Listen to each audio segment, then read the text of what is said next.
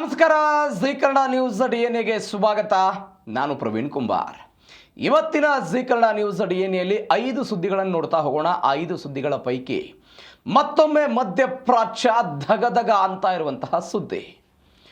ಕಳೆದ ಜೂನ್ ತಿಂಗಳಲ್ಲಿ ಈ ಮಾತುಕತೆಗಳು, ಕದನ ವಿರಾಮದ ಪ್ರಸ್ತಾವನೆಗಳು, ಉಭಯ ದೇಶಗಳು ಸಹಿ ಹಾಕಿದ್ದು 60 ದಿನಗಳ ಸಮಯಾವಕಾಶವನ್ನು ತೆಗೆದುಕೊಂಡಿದ್ದೆಲ್ಲವನ್ನು ನೋಡಿದಾಗ ಒಂದು ನಿರಾಳತೆ ಬಂದಿತ್ತು ಇಡೀ ಜಗತ್ತಿಗೆ.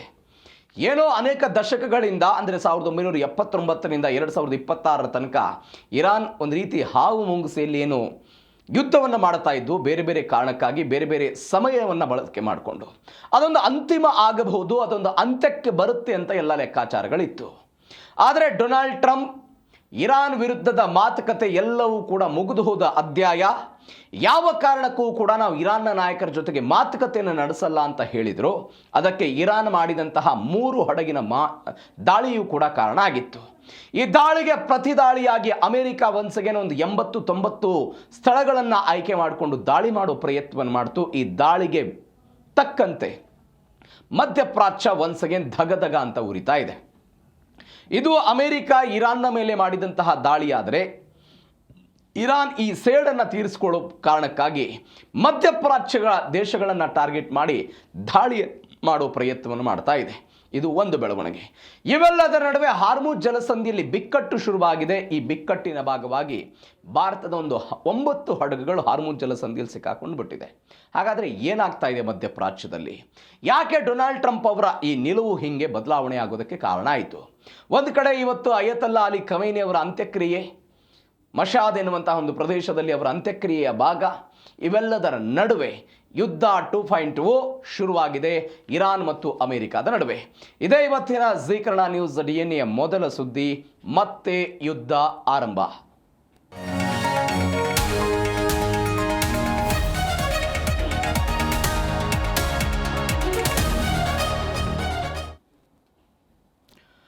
ಮೊದಲ ಬಾರಿ ಅಮೆರಿಕ ಮತ್ತು ಇರಾನ್ನ ನಡುವೆ ಮಾತುಕತೆ ಆದಂತಹ ಸಮಯದಲ್ಲಿ ಡೊನಾಲ್ಡ್ ಟ್ರಂಪ್ ಒಂದು ಹೇಳಿಕೆ ಕೊಟ್ಟಿದ್ದರು.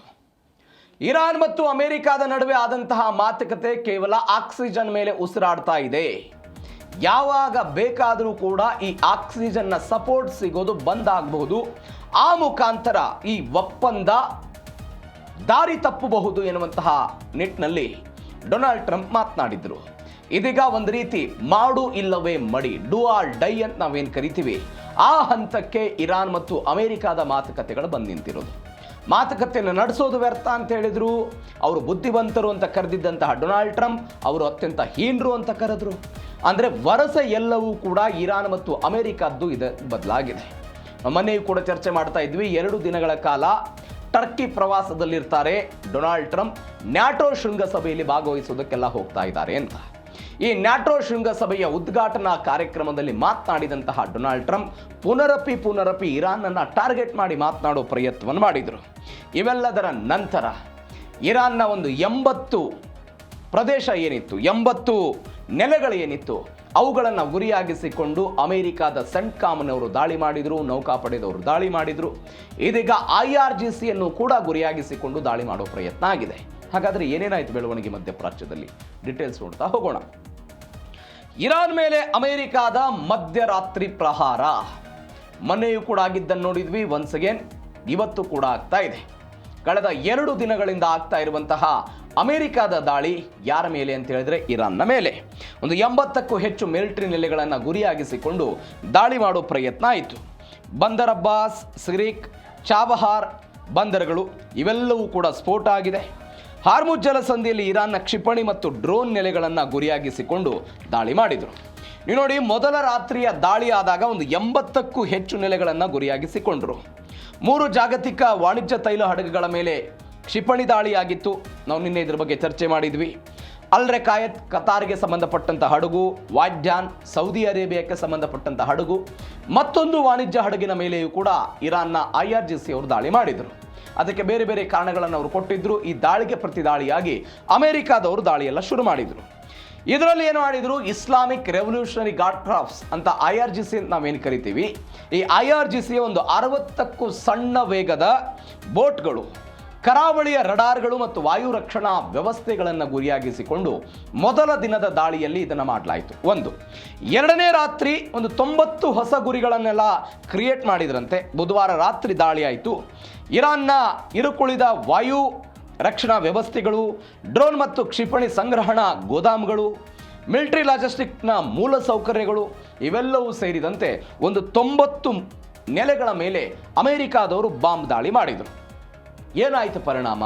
ನಾನು ಅವಾಗಲೇ ಹೇಳಿದಾಗೆ ಬಂದರ್ ಅಬ್ಬಾಸ್, ಬೂಶಹರ್, ಚಬಾಹಾರ್, ಖೊನಾರಕ್ ಮತ್ತು ಕಾರ್ಗ್ ತೈಲ ಟರ್ಮಿನಲ್ ಏನಿತ್ತು ಎಲ್ಲವೂ ಕೂಡ ಭೀಕರವಾಗಿ ಸ್ಫೋಟ ಆಯಿತು.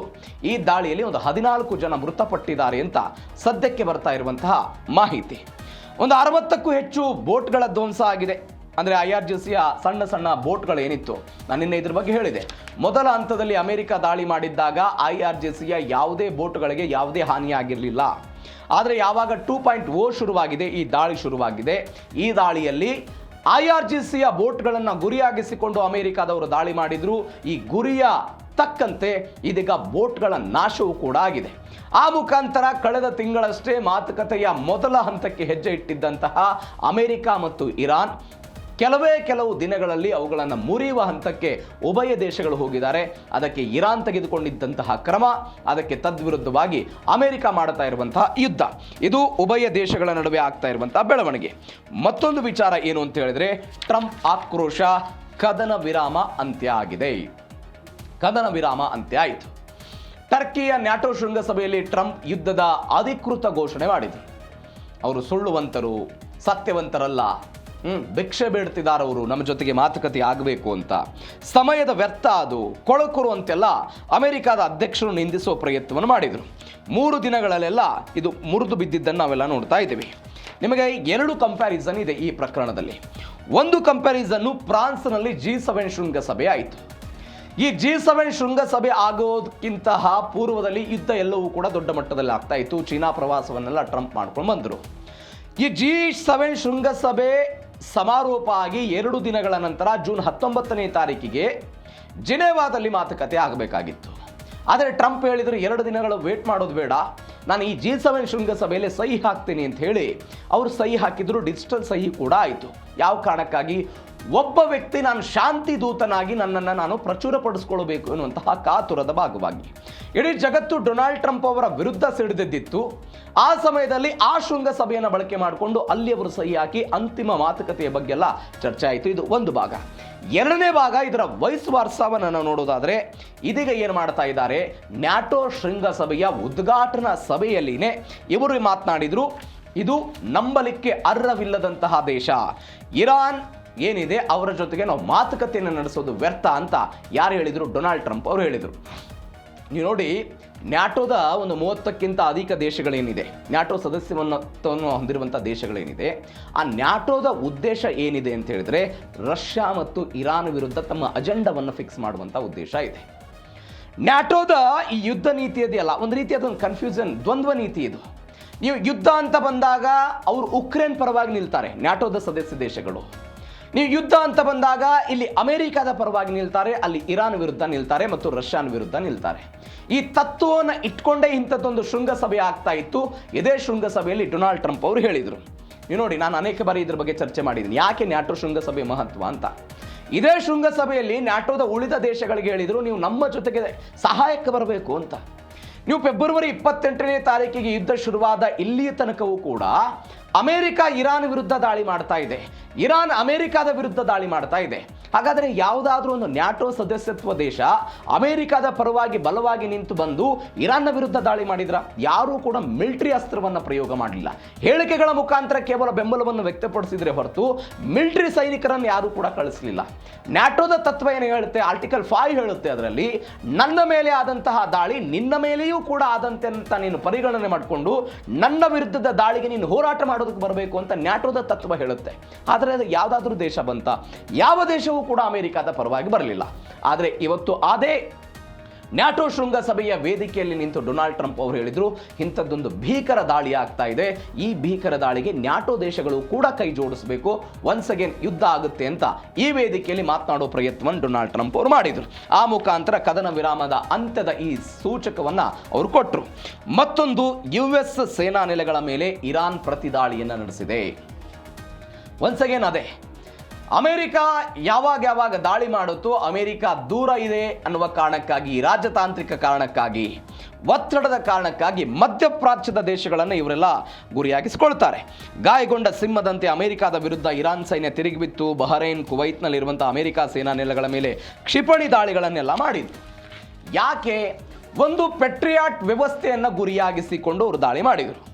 ಇರಾನ್ ಸೇನೆ ಹೇಳುತ್ತೆ, ಅಲಿ ಅಲ್ ಸಲಂ ಎನ್ನುವಂಥ ವಾಯು ನೆಲೆಯಲ್ಲಿ ಅಮೆರಿಕಾದ ಅತ್ಯಾಧುನಿಕ ಪೆಟ್ರಿಯಾಟ್ ಏರ್ ಡಿಫೆನ್ಸ್ ಸಿಸ್ಟಮ್ ಇದೆ, ಇದನ್ನು ನಾವು ಧ್ವಂಸಗೊಳಿಸಬೇಕು, ಅದನ್ನು ಧ್ವಂಸಗೊಳಿಸಿದರೆ ನಾವು ಈ ಮಿಲಿಟರಿ ವಿಜಯವನ್ನು ಸಾಧಿಸ್ತೀವಿ ಅನ್ನೋದು ಇರಾನ್ನ ವಾದ ಇದೆ.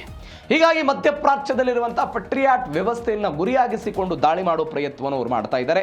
ಈ ಕಾರಣಕ್ಕಾಗಿ ಅಂಥದ್ದೊಂದು ವ್ಯವಸ್ಥೆ. ನೀವು ಸ್ವಲ್ಪ ಇತಿಹಾಸಕ್ಕೆ ಹೋಗಬೇಕು.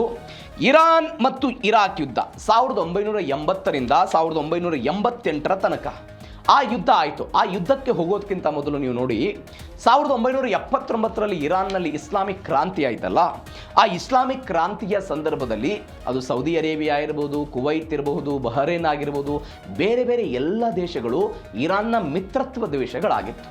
ಶಾ ಪಹಲವಿ ಎನ್ನುವಂತಹ ರಾಜವಂಶಸ್ಥರು ಅಲ್ಲಿ ಅಧಿಕಾರವನ್ನು ನಡೆಸ್ತಾ ಇದ್ರು. ಅವರ ಜೊತೆಗೆ ಸೌದಿ ಅರೇಬಿಯಾದಲ್ಲೂ ಕೂಡ ರಾಜತ್ವದ ಪ್ರಭುತ್ವ ಇತ್ತು. ಯಾವಾಗ ಅವರ ಅಧಿಕಾರ ಮೊಟಕುಗೊಂಡು ಶಿಯಾ ಮುಸಲ್ಮಾನ ಇರುವಂತಹ ನಾಯಕ ಅಯತಲ್ಲಾ ಅಲಿ ಖಮೇನಿ ಅಧಿಕಾರವನ್ನು ಸ್ಥಾಪನೆ ಮಾಡಿದ್ರಲ್ಲ, ಅವತ್ತು ಉಭಯ ದೇಶಗಳ ನಡುವೆಲ್ಲ ಬಿರುಕು ಬರೋದಕ್ಕೆ ಶುರುವಾಯಿತು. ಇರಾನ್ ಆಗಿರ್ಬೋದು, ಸೌದಿ ಅರೇಬಿಯಾ, ಈ ಎಲ್ಲ ದೇಶಗಳು ಅಮೆರಿಕದ ಪರಮ ಮಿತ್ರ ರಾಷ್ಟ್ರಗಳಾಗಿದ್ದು ಎಲ್ಲಿಯ ತನಕ? 1979 ತನಕ. 79ರಲ್ಲಿ ಇಸ್ಲಾಮಿಕ್ ಕ್ರಾಂತಿ ಆಯಿತು. ಅಯತಲ್ಲಾ ಅಲಿ ಖಮೇನಿ ಅಧಿಕಾರಕ್ಕೆ ಬಂದರು. ಅಧಿಕಾರಕ್ಕೆ ಬಂದ ನಂತರ ಅಲ್ಲಿ ಕಠಿಣ ಶಿಯಾ ಸರ್ಕಾರ ರಚನೆ ಆಯಿತು, ಒಂದು ಭಾಗ. ಎರಡನೇ ಭಾಗ ಏನಾಯಿತು ಅಂತ ಹೇಳಿದ್ರೆ, ಇರಾನ್ನ ಹೊಸ ಸರ್ಕಾರ ಒಂದು ಆದೇಶವನ್ನು ಕೊಡ್ತು. ಏನು ಆದೇಶವನ್ನು ಕೊಟ್ಟರು ಅವರು? ಅದರಲ್ಲಿ ಹೇಳ್ತಾರೆ, ನಾವು ಇಡೀ ಮಧ್ಯಪ್ರಾಚ್ಯದ ರಾಜಪ್ರಭುತ್ವಗಳನ್ನು ಕಿತ್ತೊಗೆದು ಇಸ್ಲಾಮಿಕ್ ಆಡಳಿತವನ್ನು ತರ್ತೀವಿ ಅಂತ.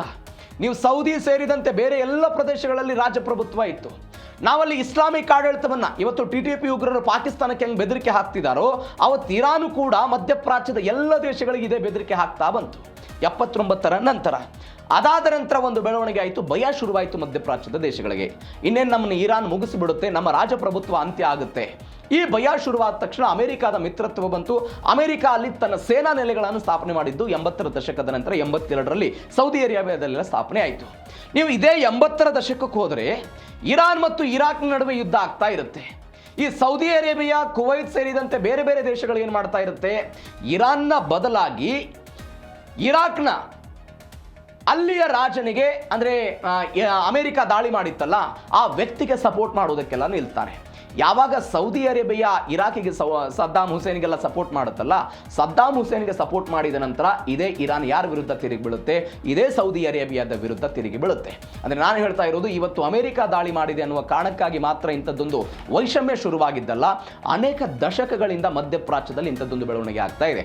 ಇವೆಲ್ಲದರ ನಡುವೆ ಒಂದು ಸುದ್ದಿ ಬಂದಿತ್ತು 2023ರಲ್ಲಿ ಚೀನಾದ ಮಧ್ಯಸ್ಥಿಕೆಯಲ್ಲಿ ಇರಾನ್ ಮತ್ತು ಸೌದಿ ಅರೇಬಿಯಾದ ನಡುವೆ ಒಂದು ರಾಜತಾಂತ್ರಿಕ ಮಾತುಕತೆ ಆಗಿದೆ ಅಂತ. ಬಟ್ ಅನೇಕ ವಿಶ್ಲೇಷಕರು ಹೇಳ್ತಾರೆ, ಇದು ಕೇವಲ ಕಾಗದದ ಮೇಲಿರುವಂತಹ ಒಪ್ಪಂದ ಮಾತ್ರ, ಚಾಲ್ತಿಯಲ್ಲಿಲ್ಲ ಅಂತ ಸದ್ಯಕ್ಕೆ ಬರ್ತಾ ಇರುವಂತಹ ಡೀಟೇಲ್ಸ್. ಆ ಮುಖಾಂತರ ಇಂಥದ್ದೊಂದು ದಾಳಿ ಪ್ರತಿದಾಳಿಗಳು ಮಧ್ಯಪ್ರಾಚ್ಯದಲ್ಲಿ ಆಗಿರೋದು. ಮತ್ತೊಂದು ಕಡೆ ಯುದ್ಧದ ಸುಳಿಯಲ್ಲಿ ಭಾರತದ 9 ತೈಲ ನೌಕೆಗಳಿದೆ. ಹಾರ್ಮುಜ್ ಜಲಸಂಧಿ. ಯಾವ ಹಾರ್ಮುಜ್ ಜಲಸಂಧಿ? 20% ತೈಲ ಪೂರೈಕೆ ಆಗುವಂತಹ ಹಾರ್ಮುಜ್ ಜಲಸಂಧಿ. ಮಧ್ಯಪ್ರಾಚ್ಯದ ಮುಖಾಂತರ ಭಾರತಕ್ಕೆ ಬರಬೇಕಾದಂತಹ ಯಾವೆಲ್ಲ ತೈಲ ಇತ್ತಲ್ಲ ಅದೆಲ್ಲವೂ ಕೂಡ ಹಾರ್ಮುಜ್ ಜಲಸಂಧಿ ಮುಖಾಂತರ ಬರುತ್ತೆ. ಆದರೆ ಇದೇ ಮಧ್ಯಪ್ರಾಚ್ಯದ ಸಂದಿಗ್ಧತೆ ಇಲ್ಲೆಲ್ಲ ಜಾಸ್ತಿ ಆಗಿರೋದು. 9 ಬೃಹತ್ ತೈಲ ಹಡಗುಗಳೆಲ್ಲ ಸಿಕ್ಕಾಕೊಂಡಿದೆ. 198 ಭಾರತೀಯ ನಾವಿಕರ ಸುರಕ್ಷತೆಯ ಬಗ್ಗೆ ಭಾರತ ಸರ್ಕಾರ ತೀವ್ರ ಆತಂಕ ವ್ಯಕ್ತಪಡಿಸಿದೆ. ಲೀಲಾ ವಾಡಿನಾರ್ ಎನ್ನುವಂಥ ಒಂದು ನೌಕೆ ಹಾರ್ಮುಜ್ ಜಲಸಂಧಿಯಲ್ಲಿ ಹೆದರಿ ವಾಪಸ್ ಹೋಯಿತು. ಹೆಂಗಾಯ್ತು ಇದು ಘಟನೆ ಅಂತ ಹೇಳಿದರೆ, ಬೆಳವಣಿಗೆ ಏನಾಯಿತು ಅಂತ ಹೇಳಿದರೆ ಹಾರ್ಮುಜ್ ಜಲಸಂಧಿಯಲ್ಲಿ ಕಳೆದ ಜೂನ್ ತಿಂಗಳಲ್ಲಿ ಒಮಾನ್ ಕೊಲ್ಲಿಯಲ್ಲಿ ಅಮೆರಿಕ ಮತ್ತು ಇರಾನ್ ಸಂಘರ್ಷದ ವೇಳೆ ಕ್ರಾಸ್ ಫೈರ್ನಲ್ಲಿ ಸಿಲ್ಕೊಂಡು 3 ಜನ ಭಾರತೀಯರು ಮೃತಪಟ್ಟಿದ್ದರು. ಅದಕ್ಕೆ ಭಾರತ ಆಕ್ರೋಶ ಹೊರಹಾಕಿದ್ದನ್ನೆಲ್ಲ ನೋಡಿದ್ವಿ. ಇದೀಗ ಜಗ್ ಅನರ್ ಮತ್ತು ಸನ್ಮಾರ್ ಹೆರಾಲ್ಡ್ ಎನ್ನುವಂತಹ ಹಡಗು ಸೇರಿದಂತೆ ಒಟ್ಟು 9 ತೈಲ ಹಾಗೂ ಅನಿಲ ನೌಕೆಗಳ ಕ್ಯಾಪ್ಟನ್ಗಳೆಲ್ಲ ಸಿಕ್ಕಾಕೊಂಡಿದ್ದಾರೆ. ಅವರನ್ನ ಕೇಂದ್ರ ಸರ್ಕಾರ ಸಂಪರ್ಕ ಮಾಡ್ತಾ ಇದೆ. ಸುರಕ್ಷತೆ ಬಗ್ಗೆ ಎಲ್ಲ ಮಾಹಿತಿಗಳನ್ನೆಲ್ಲ ಪಡೆದುಕೊಳ್ತಾ ಇದ್ದಾರೆ. ಈ G7 ಶೃಂಗಸಭೆ ಆಯ್ತಲ್ಲ ಫ್ರಾನ್ಸ್ನಲ್ಲಿ, ಪ್ರಧಾನಿ ನರೇಂದ್ರ ಮೋದಿ ಮತ್ತು ಡೊನಾಲ್ಡ್ ಟ್ರಂಪ್ ಎಲ್ಲ ಒಂದು ಅರ್ಧ ಗಂಟೆಗಳ ಕಾಲ ಚರ್ಚೆ ಮಾಡಿದ್ರು. ಆ ಸಮಯದಲ್ಲಿ ಡೊನಾಲ್ಡ್ ಟ್ರಂಪ್ ಅವರಿಗೆ ಪ್ರಧಾನಿ ನರೇಂದ್ರ ಮೋದಿ ಹೇಳಿದ್ರು, ಭಾರತೀಯ ಸಿಬ್ಬಂದಿಯ ಸುರಕ್ಷತೆಯ ಬಗ್ಗೆ ನಮಗೆ ಆಶ್ವಾಸನೆ ಬೇಕು ಅಂತೆಲ್ಲ ಮಾತನಾಡೋ ಪ್ರಯತ್ನವನ್ನು ಮಾಡಿದ್ರು. ಈ ಆಶ್ವಾಸನೆ ಮಾತುಕತೆಗಳ ನಡುವೆಯೂ ಕೂಡ ಇಂಥದ್ದೊಂದು ಬೆಳವಣಿಗೆ ಆಯಿತು. ಈ ಇರಾನ್ ಪಡೆಯ ಕಟ್ಟುನಿಟ್ಟಿನ ದಿಗ್ಬಂಧನ ಇದೆಯಲ್ಲ, ಈ ದಿಗ್ಬಂಧನದ ಕಾರಣಕ್ಕಾಗಿ ಇಂಥದ್ದೊಂದು ಬೆಳವಣಿಗೆ ಆಗ್ತಾ ಇದೆ. ಒಂದು ಲೀಲಾ ವಾಡಿನಾರ್ ಅಂತ ಭಾರತದ ಧ್ವಜವನ್ನು ಹೊಂದಿರುವಂತಹ ಕಚ್ಚಾ ತೈಲ ಸಾಗಾಣೆಯ ಹಡಗಿದು ಗುಜರಾತ್ನ ವಾಡಿನಾರ್ ಬಂದರಿಗೆಲ್ಲ ಬರ್ತಾ ಇತ್ತು. ಒಮಾನ್ ನೌಕಾ ಕಾರಿಡಾರ್ ಮುಖಾಂತರ ಎಲ್ಲ ಇದು ಬರ್ತಾ ಇರುವ ಕಾರಣಕ್ಕಾಗಿ ಅದನ್ನು ಅವರು ತಡೆ ಹಿಡಿದ್ರು ಅಥವಾ ಎಚ್ಚರಿಕೆ ಕೊಡೋ ಪ್ರಯತ್ನವನ್ನು ಮಾಡಿದರು. ಆಗ ಹಡಗಿನ ಕ್ಯಾಪ್ಟನ್ ವಾಪಸ್ ರಿವರ್ಸ್ ಬಂದು ಬಂದರಿಗೆ ಬಂದು ಸೇರಿಕೊಂಡಿದ್ದು. ಅಂದರೆ ಒಮಾನ್ ಕಾರಿಡಾರನ್ನು ಬಳಕೆ ಮಾಡ್ತಾ ಇದ್ದಿದ್ದಕ್ಕೆ ಇರಾನ್ ಆಕ್ರೋಶವನ್ನು ಹೊರಹಾಕ್ತಾ ಇದೆ, ತನ್ನ ಅಸ್ತಿತ್ವಕ್ಕೆ ಧಕ್ಕೆ ಬರುತ್ತೆ ಎನ್ನುವಂಥ ಕಾರಣಕ್ಕಾಗಿ ಅಂತ ನಾವು ಅನೇಕ ದಿನಗಳಿಂದ ಚರ್ಚೆ ಮಾಡ್ತಾ ಇದ್ದೀವಿ. ಈ ಹಡಗುಗಳ ದಾಳಿ ಮಾಡೋದಕ್ಕೂ ಕೂಡ ಈ ಒಮಾನ್ ಕಾರಿಡಾರನ್ನು ಬಳಕೆ ಮಾಡಿದ್ದು ಕಾರಣ ಅಂತ ಅನೇಕ ವಿಶ್ಲೇಷಣೆಗಳಾಗ್ತಾ ಇದೆ. ಇದೀಗ ಅಂಥದ್ದು ಬೆಳವಣಿಗೆ ಭಾರತದ ಹಡಗು ಮೇಲೆ ಕೂಡ ಆಗಿರೋದು. ಮತ್ತೊಂದು ಏನು ಅಂತ ಹೇಳಿದರೆ, ವಿಮಾನ ಪ್ರಯಾಣಿಕರಿಗೆ ಭಾರೀ ಹೊಡೆತ ಬಿದ್ದಿರೋದು. ಯಾಕೆ? ಇರಾನ್ ಮತ್ತು ಇರಾಕ್ ವಾಯು ಪ್ರದೇಶ ಸಂಪೂರ್ಣ ಅಸುರಕ್ಷಿತ ಅಂತ ಘೋಷಣೆ ಮಾಡಿದ್ದಾರೆ. ನೀವು ನೋಡಿ, ಮಧ್ಯಪ್ರಾಚ್ಯದ ಬೇರೆ ಬೇರೆ ದೇಶಗಳೇನಿದೆ, ಪ್ರವಾಸೋದ್ಯಮದ ಮೇಲೆ ಡಿಪೆಂಡೆನ್ಸಿ ಜಾಸ್ತಿ ಇದ್ದಾರೆ. ನೀವು UAEಗೆ ಹೋದರೆ, ದುಬೈ, ಅಲ್ಲೆಲ್ಲ ಪ್ರವಾಸೋದ್ಯಮ, ಸಿಂಗಾಪುರಕ್ಕೆ ಪ್ರವಾಸೋದ್ಯಮಕ್ಕೆ ಹೋಗ್ತಾರೆ. ರಿಯಲ್ ಎಸ್ಟೇಟ್ ಉದ್ಯಮ, ಬೇರೆ ಬೇರೆ ದೇಶದವರು ಬಂದು ರಿಯಲ್ ಎಸ್ಟೇಟ್ ಉದ್ಯಮದ ಕಾರಣಕ್ಕಾಗಿ ಇಲ್ಲಿ ಹೂಡಿಕೆಯನ್ನು ಮಾಡೋ ಪ್ರಯತ್ನವನ್ನು ಮಾಡ್ತಾರೆ. ಆದರೆ ಇದೀಗ ಅನೇಕ ದಿನಗಳಿಂದ ಈ ವಿಮಾನಯಾನ ಪ್ರಯಾಣ ಏನಿದೆ ಮಧ್ಯಪ್ರಾಚ್ಯದ ದೇಶಗಳಲ್ಲಿ, ಅದೆಲ್ಲ ಸ್ಥಗಿತಗೊಂಡಿದ್ದನ್ನು ನೋಡಿದ್ದೀವಿ, ಸಮಸ್ಯೆ ಆಗಿದ್ದನ್ನೆಲ್ಲ ನೋಡಿದ್ದೀವಿ. ಒನ್ಸ್ ಅಗೇನ್ ಅದೇ ಆಯಿತು, ಅಸುರಕ್ಷಿತ ಅಂತ ಘೋಷಣೆ ಮಾಡಲಾಗಿದೆ. ಭಾರತದಿಂದ ಯುರೋಪ್, ಅಮೆರಿಕಕ್ಕೆ ಹೋಗುವಂಥ ವಿಮಾನ ಮಾರ್ಗಗಳ ಬದಲಾವಣೆ ಆಗಿದೆ, ಮಾರ್ಗ ಬದಲಾವಣೆ ಆಗಿದೆ. 2 ಗಂಟೆ ಹೆಚ್ಚುವರಿ ಪ್ರಯಾಣ, ಮತ್ತೊಂದು ಕಡೆ ವಿಮಾನ ಟಿಕೆಟ್ ದರವೂ ಕೂಡ ಏರಿಕೆ ಆಗುತ್ತೆ ಅಂತ. ಜೆಟ್ ಇಂಧನ ಬೆಲೆ ಹೆಚ್ಚಳದಿಂದ ವಿಮಾನಯಾನ ಸಂಸ್ಥೆಗಳಿಗೆಲ್ಲ ನಷ್ಟ ಆಗ್ತಾ ಇದೆ. ಅಂದರೆ ಇಂತಹ ಪರಿಸ್ಥಿತಿ ನಿರ್ಮಾಣ ಆದರೆ ಸಹಜವಾಗಿ ಅದು ಪೆಟ್ರೋಲ್, ಡೀಸೆಲ್ ಆಗಿರ್ಬೋದು, ವಿಮಾನಯಾನ ಸಂಸ್ಥೆಗಳಿಗೆ ಜೆಟ್ ಇಂಧನ ಬೆಲೆ ಹೆಚ್ಚಳ ಆಗುತ್ತೆ. ಇದರಿಂದ ದರವೂ ಕೂಡ ಏರಿಕೆ ಆಗೋದು ನೋಡ್ತಾ ಇದ್ದೀವಿ. ಅಂತಾರಾಷ್ಟ್ರೀಯ ಮಾರುಕಟ್ಟೆಯಲ್ಲಿ ಕಚ್ಚಾ ತೈಲದ ಬೆಲೆ ಏರಿಕೆ ಆಗ್ತಾ ಇರೋದನ್ನು ನಾವು ನೋಡ್ತಾ ಇದ್ದೀವಿ. ಈ ಹಾರ್ಮುಜ್ ಜಲಸಂಧಿಯ ಬಿಕ್ಕಟ್ಟಿನಿಂದ ನಿನ್ನೆ ಬ್ರೆಂಟ್ ಕಚ್ಚಾ ತೈಲ, ಅದಾದ ನಂತರ ಅಂತಾರಾಷ್ಟ್ರೀಯ ಮಾರುಕಟ್ಟೆಯಲ್ಲಿ ಒಂದು 2-3% ದರ ಏರಿಕೆ ಆಗ್ತಾ ಇರೋದನ್ನು ನೋಡ್ತಾ ಇದ್ದೀವಿ. ಒನ್ಸ್ ಅಗೇನ್ ಭಾರತದ ರೂಪಾಯಿ ಒನ್ಸ್ ಅಗೇನ್ ಸಾರ್ವಕಾಲಿಕ ಕುಸಿತ ಆಗ್ತಾ ಇರೋದನ್ನು ನೋಡ್ತಾ ಇದ್ದೀವಿ. ಇವೆಲ್ಲದರ ಪರಿಣಾಮ ಯಾರ ಮೇಲೆ ಬೀಳುತ್ತೆ? ನೇರವಾಗಿ ಸಾರ್ವಜನಿಕರ ಮೇಲೆ ಬೀಳುತ್ತೆ. ಆ ಮುಖಾಂತರ ವಿಮಾನಯಾನ ಸಂಸ್ಥೆಗಳು ಇನ್ನೇನು ಕೆಲವೇ ದಿನಗಳಲ್ಲಿ ಮತ್ತಷ್ಟು ದರವನ್ನು ಏರಿಕೆ ಮಾಡ್ತಾರಾ? ಇಂಥದ್ದೊಂದು ಚರ್ಚೆ ಸದ್ಯಕ್ಕೆ ಶುರುವಾಗಿರೋದು. ಹೀಗಾಗಿ ಏನಾಗುತ್ತೆ ನೋಡೋಣ ಆ ವಿಚಾರದಲ್ಲಿ. ಡೊನಾಲ್ಡ್ ಟ್ರಂಪ್ ಹೇಳ್ತಿದ್ದಾರೆ, ಇರಾನ್ನ ಹಿಟ್ ಲಿಸ್ಟ್ನಲ್ಲಿ ನಾನೇ ಮೊದಲಿಗೆನಿದ್ದೀನಿ ಅಂತ. ಇರಾನ್ನ ಬೇರೆ ಬೇರೆ ನಾಯಕರು ಇವರನ್ನು ಹತ್ಯೆ ಮಾಡಬೇಕು ಅನ್ನೋ ಕಾರಣಕ್ಕಾಗಿ ಸಂಸತ್ನಲ್ಲಿ ಚರ್ಚೆ ಮಾಡಿದ್ದು. ಸಂಸತ್ನಲ್ಲಿ ಇವರನ್ನು ಹತ್ಯೆ ಮಾಡೋದ್ರವರಿಗೆ ನಾವು ಹಣವನ್ನು, ಬಹುಮಾನವನ್ನು ಘೋಷಣೆ ಮಾಡಿದ್ದನ್ನು ನಾವೆಲ್ಲ ನೋಡಿದ್ವಿ. ಇದೀಗ ಡೊನಾಲ್ಡ್ ಟ್ರಂಪ್ ಹೇಳ್ತಾ ಇದ್ದಾರೆ, ನನ್ನನ್ನೇ ಕೇಂದ್ರೀಕರಿಸಿಕೊಂಡು ದಾಳಿ ಮಾಡೋ ಪ್ರಯತ್ನಗಳಾಗ್ತಾ ಇದೆ ಅಂತ. ಅದೆಲ್ಲ ಬೆಳವಣಿಗೆಗಳಾಗ್ತಾ ಇರೋದು. ಇವೆಲ್ಲದರ ನಡುವೆ ಅಯತಲ್ಲಾ ಅಲಿ ಖಮೇನಿಯವರ ಅಂತ್ಯಕ್ರಿಯೆಯ ಸಂದರ್ಭದಲ್ಲಿ ಡೊನಾಲ್ಡ್ ಟ್ರಂಪ್ ಅವರನ್ನು ಸಾಯಿಸಬೇಕು, ಬೆಂಜಮಿನ್ ನೆತನ್ಯಾಹು ಅವರನ್ನು ಸಾಯಿಸಬೇಕು, kill Donald Trump, kill Benjamin Netanyahu ಎನ್ನುವಂಥ ಪೋಸ್ಟರ್ಗಳೆಲ್ಲ ರಾರಾಜಿಸ್ತಾ ಇದೆ. ಇದು ಇವತ್ತಲ್ಲ, ಕಳೆದ 4-5 ದಿನಗಳಿಂದ ಅವರ ಮೃತದೇಹದ ಮೆರವಣಿಗೆ ನಡೀತಾ ಇದೆ. ಆ ಮೆರವಣಿಗೆಯ ಉದ್ದಕ್ಕೂ ಕೂಡ ಅಮೆರಿಕ ಸಾಯಬೇಕು, ಇಸ್ರೇಲ್ ಸಾಯಬೇಕು, ಇವುಗಳ ಅಸ್ತಿತ್ವ ಇರಬಾರ್ದು ಅಂತ ಅವರೆಲ್ಲ ಮಾತನಾಡ್ತಾ ಇದ್ದಾರೆ. ಇವೆಲ್ಲದರ ನಡುವೆ ನ್ಯಾಟೋ ಶೃಂಗಸಭೆಯನ್ನು ಮುಗಿಸ್ಕೊಂಡು ವಾಪಸ್ ಬರ್ತಿದ್ದಂತಹ ಡೊನಾಲ್ಡ್ ಟ್ರಂಪ್ ಒಂದು ಫ್ಲೈಟನ್ನೇ ಚೇಂಜ್ ಮಾಡಿಬಿಟ್ಟಿದ್ದಾರೆ ಭದ್ರತೆಯ ಕಾರಣಕ್ಕಾಗಿ. ಇರಾನ್ ಈ ಫ್ಲೈಟ್ ಮೇಲೆ ದಾಳಿ ಮಾಡಬಹುದು ಅನ್ನುವ ಕಾರಣಕ್ಕಾಗಿ ಡೊನಾಲ್ಡ್ ಟ್ರಂಪ್ ಒಂದು ಮಹತ್ವದ ನಿರ್ಧಾರವನ್ನು ತೆಗೆದುಕೊಂಡರು. ಅವರಿಗೆ ಬಂದಂತಹ ಉಡುಗೊರೆಯ ವಿಮಾನವನ್ನೇ ಬದಲಾವಣೆ ಮಾಡಿದರು. ಹಾಗಾದರೆ ಏನು ಕಾರಣ ಇದು? ಯಾವ ಕಾರಣಕ್ಕಾಗಿ? ಡೀಟೇಲ್ಸ್ ನೋಡ್ತಾ ಹೋಗೋಣ. ಜೀವ ಭಯಕ್ಕೆ ಟ್ರಂಪ್ ಪ್ಲಾನ್ ಚೇಂಜ್ ಆಗಿರೋ ಘಟನೆ. ಕತಾರ್ ಉಡುಗೊರೆಯಾಗಿ ಬೋಯಿಂಗ್ 747 ಅದನ್ನು ಕೊಟ್ಟಿತ್ತು ಉಡುಗೊರೆಯಾಗಿ. ಅದನ್ನು ಏರೋದಕ್ಕೆ ಡೊನಾಲ್ಡ್ ಟ್ರಂಪ್ ನಿರಾಕರಣೆ ಮಾಡಿದರು. ಕ್ಷಿಪಣಿ ಪತ್ತೆ ತಂತ್ರಜ್ಞಾನ ಇಲ್ಲದ ಕಾರಣ ಹೊಸ ವಿಮಾನವನ್ನು ಬಿಟ್ಟರು ಡೊನಾಲ್ಡ್ ಟ್ರಂಪ್. ಬ್ರಿಟನ್ನಲ್ಲಿದ್ದಂಥ ಹಳೆಯ ಲೆಗಸಿ ಬೇಬಿ ಬ್ಲೂ ವಿಮಾನವನ್ನು ಡೊನಾಲ್ಡ್ ಟ್ರಂಪ್ ಅವರೆಲ್ಲ ಹತ್ತಿದ್ರು. ಇದು ಈಗ ಆಗಿರುವಂತಹ ಬೆಳವಣಿಗೆ. ಅಂದರೆ ನ್ಯಾಟೋ ಶೃಂಗಸಭೆಗೆ ಹೋಗಿದ್ದರು, ಅದನ್ನು ಮುಗಿಸ್ಕೊಂಡು ಬರುವಂತಹ ಸಮಯದಲ್ಲಿ ಆಯ್ತಿದ್ದು. ಅಮೆರಿಕದ ಅಧ್ಯಕ್ಷ ಟ್ರಂಪ್ ಅವರು ಟರ್ಕಿಯಿಂದ ಬ್ರಿಟನ್ಗೆ ಪ್ರಯಾಣವನ್ನು ಮಾಡೋದಕ್ಕೆ ಒಂದು ಕತಾರ್ ಉಡುಗೊರೆಯಾಗಿ ಕೊಟ್ಟಂತಹ ಬೋಯಿಂಗ್ 7478 ವಿಮಾನದ ಬದಲಿಗೆ ಏರ್ಫೋರ್ಸ್ 1 ವಿಮಾನವನ್ನೆಲ್ಲ ಬಳಕೆ ಮಾಡೋದಕ್ಕೆಲ್ಲ ನಿರ್ಧಾರ ಮಾಡಿದರು. ಕತಾರ್ ಯಾಕೆ ಉಡುಗೊರೆಯಾಗಿ ಕೊಟ್ಟಿತ್ತು ಅಂತ ಹೇಳಿದರೆ, ಅಮೆರಿಕದ ಅಧಿಕೃತ ಹೊಸ ಏರ್ಫೋರ್ಸ್ 1 ವಿಮಾನಗಳ ವಿತರಣೆ ವಿಳಂಬ ಆಗ್ತಾ ಇದೆ. ಈ ಕಾರಣಕ್ಕಾಗಿ ಮಧ್ಯಂತರ ಪರಿಹಾರವಾಗಿ ಕತಾರ್ ಏನು ಮಾಡಿತ್ತು, ಕತಾರ್ನ ರಾಜಮನೆತನ ಈ ಐಷಾರಾಮಿ ಬೋಯಿಂಗ್ 7478 ವಿಮಾನವನ್ನು ಅಮೆರಿಕದ ರಕ್ಷಣಾ ಇಲಾಖೆಗೆ ಉಡುಗೊರೆಯಾಗಿ ಕೊಟ್ಟಿತ್ತು. ಇದರ ಮೌಲ್ಯ ಸುಮಾರು 3,400 ಕೋಟಿ ರೂಪಾಯಿ ಅಂತ ಹೇಳ್ತಾರೆ. ಇಂತಹ ದೊಡ್ಡ ಬಜೆಟ್ ಇರುವಂತಹ ಒಂದು ವಿಮಾನ ಅವರಿಗೆ ಕೊಡಲಾಗಿತ್ತು. ಈ ಅಧ್ಯಕ್ಷರ ಭದ್ರತೆಗೆ ತಕ್ಕಂತೆ ಮಾರ್ಪಡಿಸೋದಕ್ಕೆ ಒಂದು 400 ಮಿಲಿಯನ್ನಿಂದ 1 ಬಿಲಿಯನ್ವರೆಗೆ, ಅಂದರೆ 3,400 ಕೋಟಿ ರೂಪಾಯಿ ಸೇರಿದಂತೆ ಅದನ್ನು ಮೋಡಿಫಿಕೇಶನ್ ಮಾಡೋದಕ್ಕೆ 1 ಬಿಲಿಯನ್ ಹಣವನ್ನು ಕೂಡ ಅಮೆರಿಕಾದವರು ಖರ್ಚು ಮಾಡಿದ್ರಂತೆ. ವಿಶ್ವದ ಅತ್ಯಂತ ಐಷಾರಾಮಿ ವಿಮಾನ ಅಂತ ಇದನ್ನು ಡೊನಾಲ್ಡ್ ಟ್ರಂಪ್ ಅವರು ಕರೆದಿದ್ರು.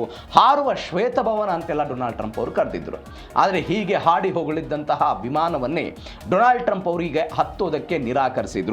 ಯಾವ ಕಾರಣಕ್ಕಾಗಿ ಅಂತ ಹೇಳಿದರೆ, ಕ್ಷಿಪಣಿ ಪ್ರತಿತಂತ್ರ ವ್ಯವಸ್ಥೆಗಳ ಕೊರತೆ ಇದರಲ್ಲಿದೆ ಅಂತ. ಈಗ ಕತಾರ್, ಕುವೈತ್, ಬಹರೇನ್, ಸೌದಿ ಅರೇಬಿಯಾವನ್ನು ಗುರಿಯಾಗಿಸಿಕೊಂಡು ಇರಾನ್ ಅವರು ದಾಳಿ ಮಾಡ್ತಾ ಇದ್ದಾರೆ. ಇದೀಗ ಅದೇ ರೀತಿಯಾಗಿ ಆ ದೇಶಕ್ಕೆ ಸಂಬಂಧಪಟ್ಟಂತಹ ಈ ವಿಮಾನವನ್ನು ಏರಿಬಿಟ್ಟರೆ ಇವರು ದಾಳಿ ಮಾಡಬಹುದು, ಕ್ಷಿಪಣಿಗಳ ಮುಖಾಂತರ ದಾಳಿ ಮಾಡೋದನ್ನು ನಾವೆಲ್ಲ ನೋಡ್ತಾ ಇದ್ದೀವಿ. ಈ ಕ್ಷಿಪಣಿ ನಿರೋಧಕ ವ್ಯವಸ್ಥೆಯೇ ಈ ವಿಮಾನದಲ್ಲಿ ಇಲ್ಲದೆ ಇದ್ದಾಗ ನನ್ನ ಜೀವಕ್ಕೆ ಏನಾದರೂ ಭದ್ರತೆ ಕಡಿಮೆ ಸಿಗಬಹುದು ಅಥವಾ ಅಭದ್ರತೆ ಎದುರಾಗಬಹುದು ಅನ್ನೋ ಕಾರಣಕ್ಕಾಗಿ ಅದನ್ನು ನಿರಾಕರಣೆ ಮಾಡಿದರು ಡೊನಾಲ್ಡ್ ಟ್ರಂಪ್. ಇದು ಆಗಿರುವಂತಹ ಪ್ಲಾನ್ ಚೇಂಜ್ನ ಕತೆ. ಮತ್ತೊಂದು ವಿಚಾರ, ಇರಾನ್ನಲ್ಲಿ ಕಿಲ್ ಟ್ರಂಪ್ ಕೂಗು ಕೇಳಿ ಬರ್ತಾ ಇದೆ. ಇದು ಮೊದಲ ಬಾರಿಗೆ ಅಲ್ಲ. ಹಿಂದೆ ಬೇರೆ ಬೇರೆ ನಾಯಕರುಗಳು ಅಮೆರಿಕದ ಅಧ್ಯಕ್ಷರಾಗಿದ್ದಾಗ ಅವರು ಇರಾನ್ನ ವಿರುದ್ಧ ಕೆಲವೊಂದಿಷ್ಟು ಸ್ಟ್ಯಾಂಡ್ಗಳನ್ನು ತೆಗೆದುಕೊಂಡಾಗ ಅವರ ವಿರುದ್ಧವೂ ಕೂಡ ಇಂಥದ್ದೊಂದು ಘೋಷಣೆ ಆಗಿದೆ. ಇದೀಗ ಅದೇ ರೀತಿ ಡೊನಾಲ್ಡ್ ಟ್ರಂಪ್ ಅವರ ವಿಚಾರದಲ್ಲಿ ಇರಾನ್ನಲ್ಲಿ ಆಗ್ತಾ ಇರುವಂಥ ಬೆಳವಣಿಗೆ ಕೂಡ ಅದೇ. ಡೊನಾಲ್ಡ್ ಟ್ರಂಪ್ ಮತ್ತು ಬೆಂಜಮಿನ್ ನೆತನ್ಯಾಹು ಹತ್ಯೆಗೆ ಬಹಿರಂಗವಾಗಿ ಕರೆ ಕೊಟ್ಟರು. ಟ್ರಂಪ್ ಹತ್ಯೆ ನಮ್ಮ ಜವಾಬ್ದಾರಿ ಅಂತ ಟೆಹರಾನ್ ಮಸೀದಿಯಲ್ಲಿ ಘೋಷಣೆ ಆಗಿದೆ. ಇದು ಮಸೀದಿಯಲ್ಲಿ ಆಗಿರೋದು. ಕಳೆದ ಕೆಲ ತಿಂಗಳ ಹಿಂದೆ ಇರಾನ್ನ ಸಂಸತ್ತಿನಲ್ಲಿ ಇದರ ಬಗ್ಗೆ ಚರ್ಚೆಗಳಾಗಿತ್ತು. ಒಂದು 25,000 ಕೋಟಿ ರೂಪಾಯಿನೋ ಹಣ ಕೊಡ್ತೀವಿ ನಾವೆಲ್ಲ, ಯಾರು ಅವರನ್ನು ಹತ್ಯೆ ಮಾಡ್ತಾರೆ ಅವರ ಹೆಸರುಗಳನ್ನು ಬಹಿರಂಗಪಡಿಸೋದಿಲ್ಲ, ಅವರನ್ನು ಕೊಲ್ಲೋದಕ್ಕೆ ಯಾರಾದರೂ ಮುಂದೆ ಬರಬೇಕು, ಅದಕ್ಕೊಂದು ಕಾನೂನು ತರೋದಕ್ಕೂ ಕೂಡ ಎಲ್ಲ ಇರಾನ್ ಮುಂದಾಗಿದ್ದನ್ನು ನೋಡಿದ್ದೀವಿ ನಾವು.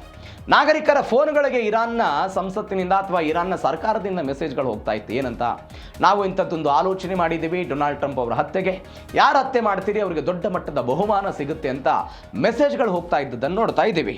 ಇದೀಗ ಒನ್ಸ್ ಅಗೇನ್ ಹತ್ಯೆಗೆ ಪ್ರಚೋದನೆಯನ್ನು ಇರಾನ್ನ ಖ್ಯಾತ ಕವಿ ಮೊಹಮ್ಮದ್ ರಸೌಲಿ ಅವರೆಲ್ಲ ಕೊಟ್ಟರು. ಜಗತ್ತಿನ ಅತ್ಯಂತ ನೀಚ ವ್ಯಕ್ತಿ ಇನ್ನು ಬದುಕಿದ್ದಾನೆ ಅಂತೆಲ್ಲ ಪ್ರಶ್ನೆ ಮಾಡಿದರು. ಟ್ರಂಪ್, ಬೆಂಜಮಿನ್ ನೆತನ್ಯಾಹು ಅವರ ಪೋಸ್ಟರ್ಗಳಿಂದ ಇಡೀ ಇರಾನ್ನ ರಾಜಧಾನಿ ತುಂಬಿ ತುಳುಕ್ತಾ ಇದೆ. ಮೊನ್ನೆ ಇದರ ಬಗ್ಗೆ ಮಾತನಾಡಿದ್ವಿ. ಇರಾನ್ ಕೇವಲ ಒಬ್ಬ ಸರ್ವೋಚ್ಚ ನಾಯಕನ ಅಂತ್ಯಕ್ರಿಯೆ ಮಾತ್ರ ಮಾಡ್ತಾ ಇಲ್ಲ, ಅದರ ಬದಲಾಗಿ ತನ್ನ ರಾಜಕೀಯ ಶಕ್ತಿಯ ಪ್ರದರ್ಶನವನ್ನು ಕೂಡ ಇರಾನ್ ಮಾಡ್ತಾ ಇದೆ. ಆ ಮುಖಾಂತರ ಇಸ್ರೇಲ್ ಮತ್ತು ಅಮೆರಿಕಾಗೊಂದು ಎಚ್ಚರಿಕೆ ಕೊಡ್ತಾ ಇದೆ, ಮಧ್ಯಪ್ರಾಚ್ಯಗಳಲ್ಲಿ ತನ್ನ ಶಕ್ತಿ ಪ್ರದರ್ಶನಕ್ಕೆ ಮುಂದಾಗ್ತಾ ಇದೆ ಅಂತ. ಯಾವ ಬೆಂಜಮಿನ್ ನೆತನ್ಯಾಹು ಅವರ ರಕ್ಷಣಾ ಸಚಿವರು ಏನು ಹೇಳ್ತಾ ಇದ್ರು, ನಮ್ಮ ಹಿಟ್ ಲಿಸ್ಟ್ನಲ್ಲಿರುವಂಥ ಮೊದಲ ವ್ಯಕ್ತಿ ಯಾರು ಅಂತ ಹೇಳಿದರೆ ಮೋಸ್ತಬಾ ಖಮೇನಿ, ಆ ವ್ಯಕ್ತಿಯನ್ನು ಮುಗಿಸೋದೇ ನಮ್ಮ ಕಟ್ಟ ಕಡೆಯ ಉದ್ದೇಶ ಅಂತ ಅವರೆಲ್ಲ ಹೇಳ್ತಾ ಇದ್ರು. ಇದೀಗ ಇರಾನ್ ಅದಕ್ಕೆ ತದ್ವಿರುದ್ಧವಾಗಿ ಹೇಳ್ತಾ ಇದೆ, ನೀವು ನಮ್ಮ ನಾಯಕನ ಮೇಲೆ ಸ್ಕೆಚ್ ಹಾಕಿದರೆ ನಾವು ಕೂಡ ನಿಮ್ಮ ನಾಯಕನ ಮೇಲೆ ಸ್ಕೆಚ್ ಹಾಕಿದ್ದೀವಿ ಅನ್ನೋ ಸಂದೇಶವನ್ನು ಅಂತ್ಯಕ್ರಿಯೆಯ ಮುಖಾಂತರ ಕೊಡೋ ಪ್ರಯತ್ನವನ್ನು ಇರಾನ್ನ ನಾಗರಿಕರು, ಅಲ್ಲಿಯ ಕವಿಗಳು, ಅಲ್ಲಿಯ ರಾಜತಾಂತ್ರಿಕರು, ಬೇರೆ ಬೇರೆ ನಾಯಕರೆಲ್ಲ ಮಾಡೋ ಪ್ರಯತ್ನ ಆಗ್ತಾ ಇದೆ. ನೋಡೋಣ ಆ ವಿಚಾರದಲ್ಲಿ ಏನಾಗುತ್ತೆ ಅಂತ. ಮತ್ತೊಂದು ಕಡೆ ಡೊನಾಲ್ಡ್ ಟ್ರಂಪ್ ಹೇಳ್ತಿದ್ದಾರೆ, ಒಪ್ಪಂದಕ್ಕಾಗಿ ಇರಾನ್ ಭಿಕ್ಷೆ ಬೇಡ್ತಿದೆ. ಮೊನ್ನೆ ಒಂದು ಸ್ಟೇಟ್ಮೆಂಟ್ ಕೊಟ್ಟರು, ಹಸಿದ ಆರ್ಥಿಕತೆ ಇರಾನ್ನದ್ದು ಅಂತ. ಹಸಿದ ಆರ್ಥಿಕತೆ ಅಂತ ಹೇಳಿದ್ರೆ, ನಾನು ವಿಧಿಸಿರುವಂಥ ಆರ್ಥಿಕ ದಿಗ್ಬಂಧನದ ಕಾರಣಕ್ಕಾಗಿ ಇರಾನ್ನಲ್ಲಿ ಆರ್ಥಿಕ ಚಟುವಟಿಕೆಗಳಾಗ್ತಾ ಇಲ್ಲ, ಅವರಿಗೆ ಬೇಕಾದಂಥ ಹಣ ಸಿಗ್ತಾ ಇಲ್ಲ, ಅವರ ಕರೆನ್ಸಿ ಮೌಲ್ಯ ಸಂಪೂರ್ಣವಾಗಿ ಕುಸಿದು ಹೋಗ್ಬಿಟ್ಟಿದೆ, ಜಗತ್ತಿನ ಯಾವ ದೇಶವೂ ಕೂಡ ಅವರ ತೈಲವನ್ನು ಖರೀದಿ ಮಾಡಲ್ಲ. ಈ ಕಾರಣಕ್ಕಾಗಿ ಅವರು ಹಸಿದು ಬಿಟ್ಟಿದ್ದಾರೆ, ಆರ್ಥಿಕತೆಯ ದೃಷ್ಟಿಯಿಂದ ಹಸಿದು ಬಿಟ್ಟಿದ್ದಾರೆ ಅಂತ. ಇದೀಗ ಅವರು ಹೇಳ್ತಾ ಇದ್ದಾರೆ, ಒಪ್ಪಂದಕ್ಕಾಗಿ ಇರಾನ್ ಭಿಕ್ಷೆ ಬೇಡ್ತಿದೆ. ಸ್ವಲ್ಪ ಸಮಯದ ಹಿಂದೆ ಇರಾನ್ನಿಂದ ನನಗೆ ಫೋನ್ ಕರೆ ಬಂತು. ಅಮೆರಿಕ ಅಧ್ಯಕ್ಷ ಡೊನಾಲ್ಡ್ ಟ್ರಂಪ್ ಒಂದು ರಾಜತಾಂತ್ರಿಕ ರಹಸ್ಯವನ್ನೆಲ್ಲ ಬಿಚ್ಚಿಟ್ರು. ಶಾಂತಿ ಒಪ್ಪಂದಕ್ಕಾಗಿ ಇರಾನ್ ನಾಯಕರು ಹಪಹಪಿಸ್ತಾ ಇದ್ದಾರೆ, ಅವರು ಒಪ್ಪಂದಕ್ಕೆ ಅರ್ಹರೇ ಅನ್ನೋದು ನನಗೆ ಖಾತ್ರಿ ಇಲ್ಲ. ಟ್ರಂಪ್ ಹೇಳಿಕೆಯನ್ನು ಇರಾನ್ನ ವಿದೇಶಾಂಗ ಸಚಿವರು ನಿರಾಕರಿಸಿದರು. ಸ್ವಲ್ಪ ಸಮಯದ ಹಿಂದೆ ನನಗೆ ಕರೆ ಬಂದಿತ್ತು, ಕರೆಯ ಮುಖಾಂತರ ಅವರು ಹಪಹಪಿಸ್ತಾ ಇದ್ದಾರೆ, ಯಾವುದಕ್ಕಾಗಿ, ಮಾತುಕತೆಗೆ ಹಪಹಪಿಸ್ತಾ ಇದ್ದಾರೆ ಅಂತ. ಈ ಹೇಳಿಕೆ ಇವತ್ತು ಬಂದಿದ್ದಲ್ಲ, ಅನೇಕ ದಿನಗಳಿಂದಲೂ ಕೂಡ ಈ ಹೇಳಿಕೆಗಳು ಬರ್ತಾ ಇದೆ. ಬಟ್ ಡೊನಾಲ್ಡ್ ಟ್ರಂಪ್ ಅವರ ಈ ಹೇಳಿಕೆಗಳನ್ನು ಇರಾನ್ನವರು ಯಾವ ಕಾರಣಕ್ಕೂ ಕೂಡ ಒಪ್ತಾ ಇಲ್ಲ. ನಮಗೆ ಅನೇಕ ಬಾರಿ ಇದೇ ವಿಚಾರದಲ್ಲಿ ನಾವು ಚರ್ಚೆ ಮಾಡಿದ್ದೀವಿ. ಏಕಾಏಕಿಯಾಗಿ ಒಪ್ಪಂದದಿಂದ ಹೊರಗಡೆ ಬಂದು ಇವತ್ತು ನಾವು ಆರ್ಥಿಕ ದಿಗ್ಬಂಧನಗಳನ್ನು ತೆರಿತೀವಿ ಅಂತ ಹೇಳುವಂಥ ಡೊನಾಲ್ಡ್ ಟ್ರಂಪ್ ಒನ್ಸ್ ಅಗೇನ್ ದಾಳಿ ಮಾಡ್ತಾ ಇರೋದನ್ನೆಲ್ಲ ನೋಡ್ತಾ ಇದ್ದೀವಿ. ಇದೀಗ ಅಬ್ಬಾಸ್ ಅರಾಗ್ಜಿ ಕೂಡ ಅವರು ಹೇಳ್ತಾ ಇದ್ದಾರೆ, ನಾವು ಮಾತುಕತೆಗಳಿಗಿಂತ ನಮ್ಮ ಕ್ರಿಯೆ ಮುಖಾಂತರ ಅಮೆರಿಕಾಗೆ ಒಂದು ತಕ್ಕ ಉತ್ತರವನ್ನು ಕೊಡ್ತೀವಿ ಅಂತ ಅವರು ಕೊಟ್ಟಿರುವಂಥ ಹೇಳಿಕೆ. ಹೀಗಾಗಿ ಏನಾಗುತ್ತೆ ನೋಡೋಣ. ಮತ್ತೊಂದು ಕಡೆ 1 ಏಟಿಗೆ 20 ಏಟು ಅಂತ ಟ್ರಂಪ್ ಕೊಟ್ಟಿರೋ ಹೇಳಿಕೆ. 1 ಏಟಿಗೆ 20 ಏಟು. ಇರಾನ್ ಸ್ವಲ್ಪ ಹುಚ್ಚರಂತೆ ವರ್ತನೆ ಮಾಡ್ತಾ ಇದೆ, ಡೊನಾಲ್ಡ್ ಟ್ರಂಪ್ ಅವರ ಆಕ್ರೋಶ. ಮೊನ್ನೆ ಅಷ್ಟೇ ಬುದ್ಧಿವಂತರು ಅಂತ ಕರೆದ್ರು, ಅತ್ಯಂತ ಜಾಣ್ಮೆ ಉಳ್ಳಂತಹ ಜನರು ಅಂತೆಲ್ಲ ಕರೆದ್ರು. ಇದೀಗ ಟ್ರಂಪ್ ಹೇಳ್ತಾ ಇದ್ದಾರೆ, ಒಂದು ಹುಚ್ಚರಂತೆ ವರ್ತಿಸ್ತಾ ಇರುವಂತಹ ದೇಶ ಇರಾನ್ ಅಂತ. ಅಮೆರಿಕ ಮೇಲೆ ಒಂದು ದಾಳಿ ಮಾಡಿದರೆ 20 ಪಟ್ಟು ಹೆಚ್ಚು ತಿರುಗೇಟು ಕೊಡ್ತೀವಿ. ಇರಾನ್ನ ಮಿಲಿಟರಿ ಶಕ್ತಿ ಕುಂದಿಸೋದಕ್ಕೆ ಅಮೆರಿಕಾದಿಂದ ಒಂದು ಬಿಗಿ ರಣತಂತ್ರವನ್ನೆಲ್ಲ ಹೆಣೆದಿದ್ದೀವಿ. ಬೂಷಹರ್, ಕೊನಾರಕ್ ಮತ್ತು ಚಬಹಾರ್ನಲ್ಲಿ ಈ ದಾಳಿಯನ್ನು ಮುಂದುವರಿಸಿದ್ದೀವಿ. ಇರಾನ್ನ ವಾಯು ರಕ್ಷಣಾ ವ್ಯವಸ್ಥೆಗಳನ್ನು US ಕ್ಷಿಪಣಿ ದಾಳಿ ಇದೆಲ್ಲವನ್ನು ಕೂಡ ಮುಂದುವರಿಸ್ತಾ ಇರೋದು.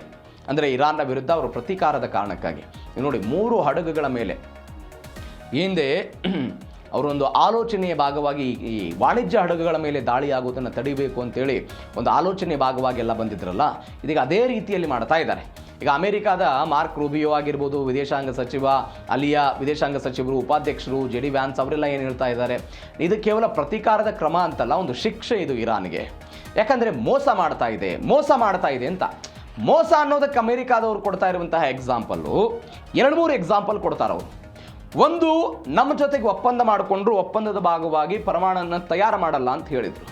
ಆದರೆ ಒಳಗೆ ಬೂಷೆಹರ್ ಆಗಿರ್ಬೋದು, ಇಸ್ಫಹಾನ್ ಆಗಿರ್ಬೋದು, ನಂಟಾಜ್ ಆಗಿರ್ಬೋದು, ಬೇರೆ ಬೇರೆ ಕೇಂದ್ರಗಳಲ್ಲಿ ಅಂದರೆ ಯಾರಿಗೂ ಕೂಡ ಗೊತ್ತಾಗದೆ ಅಂತರ್ಗತವಾಗಿ ಯುರೇನಿಯಮನ್ನು ಸಂಸ್ಕರಣೆ ಮಾಡಿದರು. ಈ ಕಾರಣಕ್ಕಾಗಿ ನಾವು ಫೆಬ್ರವರಿ 28ನೇ ತಾರೀಕಿಗೆ ದಾಳಿ ಮಾಡಬೇಕಾಗಿತ್ತು. ಒಂದು ವೇಳೆ ಅಮೆರಿಕದ ಮಾತುಗಳನ್ನು ಕೇಳಿಕೊಂಡು ಇರಾನ್ ಇಷ್ಟು ದಿನಗಳ ಕಾಲ ಇದ್ದು ಬಿಟ್ಟಿದ್ರೆ ಈ ದಾಳಿಯ ಪ್ರಶ್ನೆಯನ್ನು ಬರ್ತಾ ಇಲ್ಲ ಅಂತ 2018ರ ಒಪ್ಪಂದ, ಅಂದರೆ 15 ಬರಾಕ್ ಒಬಾಮಾ ಅವರ ಒಪ್ಪಂದವನ್ನು ನೆನಪು ಮಾಡಿಕೊಂಡು ಇರಾನ್ ವಿರುದ್ಧ ದಾಳಿ ಮಾಡೋ ಪ್ರಯತ್ನವನ್ನು ಮಾಡ್ತಿದ್ದಾರೆ ಅಂತ ಒಂದು. ಎರಡನೇದು, ಸ್ವಿಟ್ಜರ್ಲ್ಯಾಂಡ್ನಲ್ಲಿ ಮಾತುಕತೆ ಆಯಿತು, ಹಾರ್ಮುಜ್ ಜಲಸಂಧಿಯನ್ನು ಮುಕ್ತ ಮಾಡ್ತೀವಿ ಅಂತೆಲ್ಲ ಮಾತನಾಡಿದ್ರು. ಇಲ್ಲಿ ಬಂದು ಏಕಾಏಕಿಯಾಗಿ ಅವರ ದೇಶದಲ್ಲಿ ಅಂತ್ಯಕ್ರಿಯೆ ನಡೀತಾ ಇದ್ದಾಗಲೂ ಯಾರೋ ನಿಯಮಗಳನ್ನು ಕೇಳ್ತಾ ಇಲ್ಲ, ತಮ್ಮ ಮಾರ್ಗವನ್ನು ಬದಲಾಯಿಸಿ ಒಮಾನ್ನ ಮಾರ್ಗದಲ್ಲಿ ಹಡಗುಗಳು ಹೋಗ್ತಾ ಇದೆ ಅನ್ನೋ ಕಾರಣಕ್ಕಾಗಿ ಅವರು ದಾಳಿ ಮಾಡ್ತಾರೆ ಅಂತ ಹೇಳಿದ್ರೆ ಇರಾನನ್ನು ನಂಬೋದು ಹೆಂಗೆ? ಇರಾನನ್ನು ಯಾವ ಕಾರಣಕ್ಕಾಗಿ ನಾವು ನಂಬಬೇಕು ಅಂತ ಅಮೆರಿಕದ ಬೇರೆ ಬೇರೆ ನಾಯಕರು ಆ ವಿಚಾರದಲ್ಲಿ ಆಲೋಚನೆ ಮಾಡಿ ಮಾತು ಕೊಡೋ ಪ್ರಯತ್ನ ಮಾಡ್ತಾ ಇದ್ದಾರೆ. ಹೀಗಾಗಿ 1 ಏಟಿಗೆ 20 ಏಟು ಅಂತ ಡೊನಾಲ್ಡ್ ಟ್ರಂಪ್ ಅವರ ಮಾತು. ಮತ್ತೊಂದು ಕಡೆ ಹಾರ್ಮುಜ್ ನಿಯಮದಂತೆ ನಡೆಯಲಿದೆ ಅಂತ ಇರಾನ್ ಅವರು ಹೇಳ್ತಾ ಇರೋದು. ನಿಯಮದಂತೆ ನಡೆಯೋದು ಅಂತ ಹೇಳಿದ್ರೆ ಏನು? ಅಂತಾರಾಷ್ಟ್ರೀಯ ಕಡಲ ನಿಯಮ ಏನಿದೆ ಹಾಗೆ ನಡಿಬೇಕು. ಅದು ವಿಶ್ವಸಂಸ್ಥೆಯಲ್ಲಿ ಇರುವಂತಹ ನಿಯಮ, ಅಂತಾರಾಷ್ಟ್ರೀಯವಾಗಿರುವಂತಹ ನಿಯಮ. ಹೆಂಗೆ ನಡಿಬೇಕು? ಯಾವುದೇ ಹಡಗುಗಳಿಗೆ ಧಕ್ಕೆ ಆಗಬಾರದು. ಹಾರ್ಮುಜ್ ಜಲಸಂಧಿ ಸಂಪೂರ್ಣವಾಗಿ ಮುಕ್ತ ಆಗಿರಬೇಕು. ಯಾವ ಹಡಗುಗಳಿಂದಲೂ ಕೂಡ ನೀವು ಟೋಲನ್ನು ತೆಗೆದುಕೊಳ್ಳುವಂತಿಲ್ಲ, ಯಾವ ಹಡಗುಗಳಿಗೂ ಕೂಡ ನೀವು ಹಾನಿಯನ್ನು ಮಾಡುವಂತಿಲ್ಲ. ಇವೆಲ್ಲವೂ ಕೂಡ ಅಂತಾರಾಷ್ಟ್ರೀಯ ನಿಯಮಗಳು. ಈ ನಿಯಮಗಳ ಭಾಗವಾಗಿಯೇ ಅಮೆರಿಕ ಇಂಥದ್ದೊಂದು ದಾಳಿಯನ್ನು ಮಾಡ್ತಾ ಇದೆ ಅಂತ. ಆದರೆ ಇರಾನ್ ಅವರು ಹೇಳ್ತಾ ಇದ್ದಾರೆ ನಿಯಮದಂತೆ ನಡೆಯುತ್ತೆ. ಅಮೆರಿಕದ ಬೆದರಿಕೆಗಳಿಗೆ ನಾವು ಯಾವುದೇ ಕಾರಣಕ್ಕೂ ಮಣಿಯಲ್ಲ ಅಂತ ಗಾಲಿಬಾಫ್ ಹೇಳಿಕೆ ಕೊಟ್ಟರು. ಇರಾನ್ ರೂಪಿಸುವ ನಿಯಮಗಳ ಪ್ರಕಾರವೇ ಹಾರ್ಮುಜ್ ಜಲಸಂಧಿ ಮುಕ್ತ ಆಗುತ್ತೆ. ಈಗ ಟೋಲ್ನ ವಿಚಾರ ಬಂದಾಗ ಸೇವಾ ಶುಲ್ಕ ಅಂತ ಹೇಳ್ತಾರೆ ಅವರು. ಬೇರೆ ಬೇರೆ ಕಾರಣಕ್ಕಾಗಿ ನಾವು ಸೇವಾ ಶುಲ್ಕ ವಿಧಿಸ್ತೀವಿ. ನೀವು ಟೋಲ್ ಅಂತ ಹೇಳಿದ್ರೆ ಅಮೆರಿಕ ನಾಳೆ ಹೋಗಿ ಫೈಟ್ ಮಾಡ್ಬೋದು ಕಾನೂನಾತ್ಮಕವಾಗಿ. ಇದಕ್ಕೆ ಇವರು ಹೇಳ್ತಾ ಇದ್ದಾರೆ ಇರಾನ್ ರೂಪಿಸುವಂತಹ ನಿಯಮಗಳ ಪ್ರಕಾರ ಆಗುತ್ತೆ. ಬಹರೇನ್, ಕುವೈತ್ನಲ್ಲಿರುವಂಥ US ನೆಲೆಗಳ ಮೇಲೆ ಕ್ಷಿಪಣಿ ಪ್ರಹಾರ ಮಾಡ್ತಾ ಇರೋದನ್ನು ನೋಡ್ತಾ ಇದ್ದೀವಿ. ಇರಾನ್ ಡ್ರೋನ್ಗಳನ್ನು ಹೊಡೆದುರುಳಿಸಿರುವಂತಹ ಕುವೈತ್ ವಾಯುಪಡೆ ಈಗ ಯುದ್ಧದ ವಾತಾವರಣ ಇಡೀ ಪರ್ಷಿಯನ್ ಗಲ್ಫ್ ಪ್ರದೇಶ ಸಂಪೂರ್ಣವಾಗಿ ಅಕ್ಷರಶಃ ನಡುಗ್ತಾ ಇದೆ. ಯಾಕಂದರೆ ಇತ್ತೀಚೆಗಷ್ಟೇ ತಮ್ಮ ಬೇರೆ ಬೇರೆ ತೈಲ ಸಂಸ್ಕರಣಾ ಘಟಕಗಳು, ಅಂತಾರಾಷ್ಟ್ರೀಯ ವಿಮಾನ ನಿಲ್ದಾಣಗಳು, ಮೂಲಸೌಕರ್ಯಗಳನ್ನು ಕಳೆದುಕೊಂಡಿದ್ದಂತಹ ಮಧ್ಯಪ್ರಾಚ್ಯದ ದೇಶಗಳ ಪರಿಸ್ಥಿತಿ ಇವತ್ತೇನಾಗ್ಬೋದು ನೋಡಿ. ಯಾವ ದೇಶಗಳ ಕಾರಣಕ್ಕಾಗಿ? ಉಭಯ ದೇಶಗಳು ಪರಸ್ಪರವಾಗಿ ಈ ರೀತಿಯಾಗಿ ಮಾತುಕತೆಯನ್ನು ನಡೆಸಿ ಮಾತುಕತೆಗೆ ಧಿಕ್ಕಾರಗಳನ್ನು ಹೇಗೆ ಯುದ್ಧವನ್ನು ಮಾಡುವಂತಹ ಸಮಯದಲ್ಲಿ ಪಕ್ಕದಲ್ಲಿರುವಂತಹ ದೇಶಗಳು ನೋಡಿ, ಇರಾನ್ ಮತ್ತು ಅಮೆರಿಕದ ವಿಚಾರಕ್ಕೆ ಬಂದರೆ ಪರಸ್ಪರವಾಗಿ ಉಭಯ ದೇಶಗಳ ನಡುವೆ ನಂಬಿಕೆ ಇಲ್ಲ. ಇವರು ಅವರನ್ನು ನಂಬಲ್ಲ, ನಾವು ಅವರನ್ನು ನಂಬುವ ಹಂತದಲ್ಲಿಲ್ಲ. ಈಗ ಭಾರತ ಯಾವುದಾದ್ರೂ ಒಂದು ದೇಶದ ಜೊತೆಗೆ ಒಂದು ಒಪ್ಪಂದವನ್ನು ಮಾಡಿಕೊಂಡ್ರೆ ಅದು ಗಲ್ವಾನ್ ಕಣಿವೆ ಚೀನಾ ಜೊತೆಗೆ ಮಾಡಿಕೊಂಡಂಥ ಒಪ್ಪಂದ, ಅಥವಾ ನಾವು ಪಾಕಿಸ್ತಾನದ ಜೊತೆಗೆ ಕದನ ವಿರಾಮದ ಮಾತುಕತೆ ನಡೆಸಿದ ನಂತರ ಯಾವುದಾದ್ರೂ ದಾಳಿ ಭಾರತದಿಂದ ಆಯಿತಾ? ಖಂಡಿತ ಇಲ್ಲ. ಆದರೆ ಪಕ್ಕದ ಪಾಕಿಸ್ತಾನ ಮತ್ತು ಪಕ್ಕದ ಚೀನಾ ಕಾಲು ಕೆದರಿ ಒಪ್ಪಂದವನ್ನು ಉಲ್ಲಂಘಿಸಿ ಭಾರತದ ಮೇಲೆ ದಾಳಿ ಮಾಡೋದನ್ನು, ಭಯೋತ್ಪಾದಕ ದಾಳಿ ಮಾಡೋದನ್ನು ನಾವು ನೋಡ್ತಾ ಇದ್ದೀವಿ.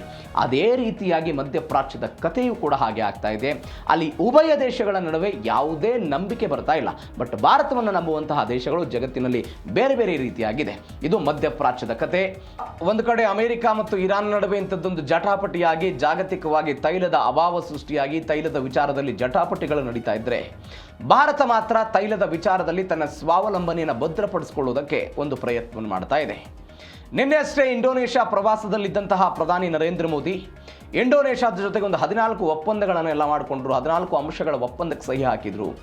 ಭಾರತದಿಂದ ರಕ್ಷಣಾ ಸಾಮಗ್ರಿಗಳನ್ನು ಅಲ್ಲಿ ಕಳಿಸೋದಕ್ಕೆ ಒಂದು ಮಹತ್ವದ ಒಪ್ಪಂದ ಆಯಿತು. ಬ್ರಹ್ಮೋಸ್ ಕ್ಷಿಪಣಿಗಳನ್ನೆಲ್ಲ ಕಳಿಸ್ತಾ ಇದ್ದೀವಿ. ಆ ಮುಖಾಂತರ ಚೀನಾಗೊಂದು ಎಚ್ಚರಿಕೆ ಕೊಡೋ ಪ್ರಯತ್ನವನ್ನು ಭಾರತ ಚೀನಾದ ದಕ್ಷಿಣ ಸಮುದ್ರದ ಪ್ರಾಂತ್ಯದಲ್ಲಿ ಮಾಡೋ ಪ್ರಯತ್ನವನ್ನು ಮಾಡಿತ್ತು. ಇದೀಗ ಒನ್ಸ್ ಅಗೇನ್ ಪ್ರಧಾನಿ ನರೇಂದ್ರ ಮೋದಿ ಆಸ್ಟ್ರೇಲಿಯಾದ ಪ್ರವಾಸ, ಆಸ್ಟ್ರೇಲಿಯಾದ ಜೊತೆಗೆ ಹಲವು ವಿಚಾರಗಳ ಬಗ್ಗೆ ಮಾತುಕತೆಯನ್ನು ನಡೆಸಿ, ಅದರಲ್ಲೂ ವಿಶೇಷವಾಗಿ ಯುರೇನಿಯಂ ವಿಚಾರದಲ್ಲಿ ಒಂದು ಭದ್ರತೆ ಕೊಡೋ ಪ್ರಯತ್ನವನ್ನು ಆಸ್ಟ್ರೇಲಿಯಾ ಭಾರತಕ್ಕೆ ಮಾಡ್ತಾ ಇದೆ. ಅನೇಕ ವರ್ಷಗಳಿಂದ ಭಾರತ ಮತ್ತು ಆಸ್ಟ್ರೇಲಿಯಾದ ಸಂಬಂಧ ದ್ವಿಗುಣಗೊಳ್ತಾ ಇರೋದನ್ನು ನೋಡ್ತಾ ಇದ್ದೀವಿ. ಆಸ್ಟ್ರೇಲಿಯಾ ಮತ್ತು ಭಾರತದ ಸಂಬಂಧ ಅತ್ಯಂತ ಗಟ್ಟಿ ಆಗ್ತಾ ಇರೋದನ್ನು ನೋಡ್ತಾ ಇದ್ದೀವಿ. ಇದೀಗ ಮೆಲ್ಬೋರ್ನ್ನಲ್ಲಿ ನಡೆದಂತಹ ಭಾರತ ಆಸ್ಟ್ರೇಲಿಯಾ ವಾರ್ಷಿಕ ಶೃಂಗಸಭೆಯಲ್ಲಿ ಪ್ರಧಾನಿ ನರೇಂದ್ರ ಮೋದಿ ಮತ್ತು ಆಸ್ಟ್ರೇಲಿಯಾದ ಆಂಥೋನಿ ಅಲ್ಬನಿಸ್ ಒಂದು ಐತಿಹಾಸಿಕ ಒಪ್ಪಂದಗಳಿಗೆಲ್ಲ ಸಹಿ ಹಾಕಿದ್ರು. ಚೀನಾ ಮತ್ತು ಪಾಕಿಸ್ತಾನದ ನಿದ್ದೆಗೆಡಿಸುವಂತಹ ರಕ್ಷಣಾ ಒಪ್ಪಂದಗಳಿವು. ಈ ಒಪ್ಪಂದಗಳಿಂದ ಉಭಯ ದೇಶಗಳಿಗೆ ಏನು ಲಾಭ ಆಗುತ್ತೆ? ಅದರಲ್ಲೂ ವಿಶೇಷವಾಗಿ ಇವತ್ತು ಅಮೆರಿಕ ಮತ್ತು ಇರಾನ್ ನಡುವೆ ಯಾವ ಯುರೇನಿಯಂ ಕಾರಣಕ್ಕಾಗಿ ಕಚ್ಚಾಟಗಳು, ಯುದ್ಧ ಆಗ್ತಾ ಇದೆ, ಇರಾನ್ ಸಂಸ್ಕರಣೆ ಮಾಡ್ತಾ ಇದೆ ಅನ್ನೋ ಕಾರಣಕ್ಕಾಗಿ ಏನು ಅಮೆರಿಕ ದಾಳಿ ಮಾಡ್ತಾ ಇದೆ, ಇವೆಲ್ಲದರ ನಡುವೆ ಆಸ್ಟ್ರೇಲಿಯಾದಿಂದ ಭಾರತಕ್ಕೆ ಯುರೇನಿಯಂ ವಿಚಾರದಲ್ಲಿ ಬೇರೆ ಬೇರೆ ಕಾರಣಕ್ಕಾಗಿ ಒಂದು ಮಹತ್ವದ ಮಾತುಕತೆಗಳಾಗಿದೆ. ಹಾಗಾದರೆ ಏನಾಯಿತು, ಏನು ಬೆಳವಣಿಗೆ ಆಯಿತು ಆಸ್ಟ್ರೇಲಿಯಾದಲ್ಲಿ? ಡೀಟೇಲ್ಸ್ ಎಲ್ಲ ನೋಡ್ತಾ ಹೋಗೋಣ. ಮೋದಿ ಆಲ್ಬನೀಸ್ ದೋಸ್ತಿ, ಚೀನಾ ಪಾಕ್ಗೆ ನಡುಕ. ಮೆಲ್ಬೋರ್ನ್ನಲ್ಲಿ ಯಶಸ್ವಿಯಾಗಿ 3ನೇ ವಾರ್ಷಿಕ ಶೃಂಗಸಭೆಯೆಲ್ಲ ಮುಕ್ತಾಯ ಆಯಿತು. ಪ್ರಧಾನಿ ನರೇಂದ್ರ ಮೋದಿ ಭಾಗವಹಿಸಿದ್ರು. ಭಾರತ ಆಸ್ಟ್ರೇಲಿಯಾದ ವ್ಯೂಹಾತ್ಮಕ ಪಾಲುದಾರಿಕೆಯ ವಿಚಾರಕ್ಕೆ ಸಂಬಂಧಪಟ್ಟಂತೆಲ್ಲ ಹೊಸ ಆಯಾಮ ಸಿಕ್ಕಿದೆ. ರಕ್ಷಣೆ, ವ್ಯಾಪಾರ ಮತ್ತು ಇಂಧನ ಕ್ಷೇತ್ರದಲ್ಲಿ ಐತಿಹಾಸಿಕ ಒಪ್ಪಂದಗಳಾಗಿದೆ. ಮುಕ್ತ ಮತ್ತು ಸುರಕ್ಷಿತ ಇಂಡೋ ಪೆಸಿಫಿಕ್ ವಲಯಕ್ಕೆ ಉಭಯ ದೇಶಗಳು ಇದೀಗ ಆದ್ಯತೆಯನ್ನು ಕೊಡ್ತಾ ಇರೋದು. ಉಭಯ ದೇಶಗಳ ಆದ್ಯತೆಯನ್ನು ಕೊಡ್ತಾ ಇವೆ. ಏನೇನಾಯಿತು ಆಸ್ಟ್ರೇಲಿಯಾದ ವಿಚಾರದಲ್ಲಿ? ಆಸ್ಟ್ರೇಲಿಯಾದ ಮೆಲ್ಬೋರ್ನ್ನಲ್ಲಿ 3ನೇ ಭಾರತ ಆಸ್ಟ್ರೇಲಿಯಾ ವಾರ್ಷಿಕ ಶೃಂಗಸಭೆ 2026 ಅಂದರೆ ಜುಲೈ 9ನೇ ತಾರೀಕಿಗೆಲ್ಲ ಮುಕ್ತಾಯ ಆಯಿತು. ಏನೇನಾಯಿತು ಒಪ್ಪಂದ? 2009 ನವೆಂಬರ್ನಲ್ಲಿ ಆಸ್ಟ್ರೇಲಿಯಾದ ಅವತ್ತಿನ ಪ್ರಧಾನಿ ಕೆವಿನ್ ರುಡ್ ಭಾರತಕ್ಕೆ ಭೇಟಿ ಕೊಟ್ಟಿದ್ದರು. ಉಭಯ ದೇಶಗಳ ಬಾಂಧವ್ಯವನ್ನು ಅಧಿಕೃತವಾಗಿ ಕಾರ್ಯತಂತ್ರದ ಪಾಲುದಾರಿಕೆ ಅಂತೆಲ್ಲ ಒಗ್ಗೂಡಿಸಲಾಗಿತ್ತು. ಅವಧಿಯ ಸಮಯದಲ್ಲಿ ಭಾರತ ಮತ್ತು ಆಸ್ಟ್ರೇಲಿಯಾದ ನಡುವೆ ರಕ್ಷಣೆ ಮತ್ತು ಭದ್ರತಾ ಸಹಕಾರದ ಜಂಟಿ ಪ್ರಕಟಣೆಗೆಲ್ಲ ಸಹಿ ಹಾಕೋ ಪ್ರಯತ್ನ ಆಯಿತು. ಏನಾಯಿತು 2009ರಲ್ಲಿ? ಇಂಟೆಲಿಜೆನ್ಸ್ ಹಂಚಿಕೆ ಮಾಡೋದು, ಅದು ಭಯೋತ್ಪಾದನೆ ನಿಗ್ರಹ, ಕಡಲ್ಗಳತನ ತಡೆ, ಸೈಬರ್ ಭದ್ರತೆ, ಈ ಎಲ್ಲದರ ಬಗ್ಗೆ ಮಾಹಿತಿಯನ್ನು ಹಂಚ್ಕೊಳ್ಳೋದು. ಎರಡನೇದು ಕಡಲ ಭದ್ರತೆ ಬಗ್ಗೆ ಎಲ್ಲ ಚರ್ಚೆಗಳಾಗಿತ್ತು. ಹಿಂದೂ ಮಹಾಸಾಗರ ವಲಯದಲ್ಲಿ ಶಾಂತಿಯನ್ನು ಕಾಪಾಡಿಕೊಳ್ಳೋದು, ಎರಡು ದೇಶಗಳ ನೌಕಾಪಡೆಗಳು ಒಗ್ಗಟ್ಟಾಗಿ ಕೆಲಸ ಮಾಡೋದು, ಇವತ್ತಿನ ಮಾಲ್ಬಾರ್ ಮತ್ತು ಆಸೆಂಡಿಕ್ಸ್ ಜಂಟಿ ನೌಕಾ ತಾಲೀಮುಗಳಿಗೆಲ್ಲ 2009ರಲ್ಲಿ ಒಂದು ಭದ್ರ ಬುನಾದಿಯನ್ನು ಹಾಕಲಾಯಿತು. ಅವತ್ತೇನಾಗಿತ್ತು, ರಕ್ಷಣಾ ಸಚಿವರು, ವಿದೇಶಾಂಗ ಸಚಿವರು, ಅದಾದ ನಂತರ ರಕ್ಷಣಾ ಅಧಿಕಾರಿಗಳೆಲ್ಲ ಈ ಒಪ್ಪಂದದ ಭಾಗದಲ್ಲಿ ಇದ್ದರು. ಆದರೆ ಇದೀಗ ದೊಡ್ಡ ಮಟ್ಟದ ಹೋರಾಟದ ಭಾಗವಾಗಿ 2009ರ ಒಪ್ಪಂದ 2026ರಲ್ಲಿ ಬದಲಾವಣೆಯಾಗಿ ಜಾಗತಿಕ ರಾಜಕೀಯ ಪರಿಸ್ಥಿತಿ ಮತ್ತು ಇಂಡೋ ಪೆಸಿಫಿಕ್ ವಲಯದಲ್ಲಿ ಹೆಚ್ಚುತ್ತಾ ಇರುವಂತಹ ಚೀನಾದ ಏಕಸ್ವಾಮ್ಯ ಪ್ರಭಾವ ಏನಿದೆ, ಆ ಚೀನಾದ ಏಕಸ್ವಾಮ್ಯ ಪ್ರಭಾವವನ್ನು ತಡಿಬೇಕು ಅನ್ನುವ ಕಾರಣಕ್ಕಾಗಿ 2001ರ ಹಳೆಯ ಒಪ್ಪಂದಕ್ಕೆ ಒಂದು ಆಧುನಿಕ ಸ್ಪರ್ಶನವನ್ನು ಕೊಡ್ತಾ ಇದ್ದಾರೆ. ಈ ಭಯೋತ್ಪಾದನೆಯ ವಿರುದ್ಧದ ಹೋರಾಟ ಏನಿದೆ, ಆ ಭಯೋತ್ಪಾದನೆಯ ವಿರುದ್ಧದ ಹೋರಾಟವನ್ನು ಜಂಟಿಯಾಗಿ ಉಭಯ ದೇಶಗಳು ಹೋರಾಟ ಮಾಡುವಂಥ ವಿಚಾರಕ್ಕೆ ಸಂಬಂಧಪಟ್ಟಂತೆ ಆಯಿತು. ಆ ಮೆಲ್ಬೋರ್ನ್ದ ಒಂದು ಸ್ಟೇಡಿಯಮ್ಮು, ಅಲ್ಲಿ ಒಂದು 20,000 ಜನ ಭಾರತೀಯರೆಲ್ಲ ಸೇರಿದ್ರು. ಅವರನ್ನು ಉದ್ದೇಶಿಸಿ ಎಲ್ಲ ಪ್ರಧಾನಿಗಳು ನರೇಂದ್ರ ಮೋದಿ ಮಾತನಾಡಿದರು. ಎಲ್ಲಕ್ಕಿಂತ ಹೆಚ್ಚಾಗಿ ತಮಿಳುನಾಡಿಗೆ ಸೇರಿದಂಥ ಒಂದು 3 ಐತಿಹಾಸಿಕ ಕಲಾಕೃತಿಗಳು, ಒಂದು ಕಲ್ಲಿನ ನಂದಿ ವಿಗ್ರಹ, ಭದ್ರಕಾಳಿ ಚಿತ್ರವಿರುವಂತಹ ಒಂದು ಲೋಹದ ತ್ರಿಶೂಲ, 6 ಮುಖಗಳ ಕಾರ್ತಿಕೇಯನ ಕಲ್ಲಿನ ಮೂರ್ತಿ, ಇವೆಲ್ಲವೂ ಕೂಡ ಭಾರತದ್ದು, ತಮಿಳುನಾಡದ್ದು, ಆಸ್ಟ್ರೇಲಿಯಾದಲ್ಲಿತ್ತು. ಅವುಗಳನ್ನು ಇದೀಗ ಭಾರತಕ್ಕೆ ಹಸ್ತಾಂತರ ಮಾಡೋದಕ್ಕೆ ಉಭಯ ದೇಶಗಳ ನಡುವೆ ಮಾತುಕತೆ ಆಗಿದೆ. ಇದು ಒಂದು ಬೆಳವಣಿಗೆ. ಮತ್ತೊಂದು ಬೆಳವಣಿಗೆ, ಭಾರತಕ್ಕೆ ಆಸ್ಟ್ರೇಲಿಯಾ ಯುರೇನಿಯಂ ಶಕ್ತಿ ಕೊಡ್ತಾ ಇರೋದು. ಯಾಕೆ?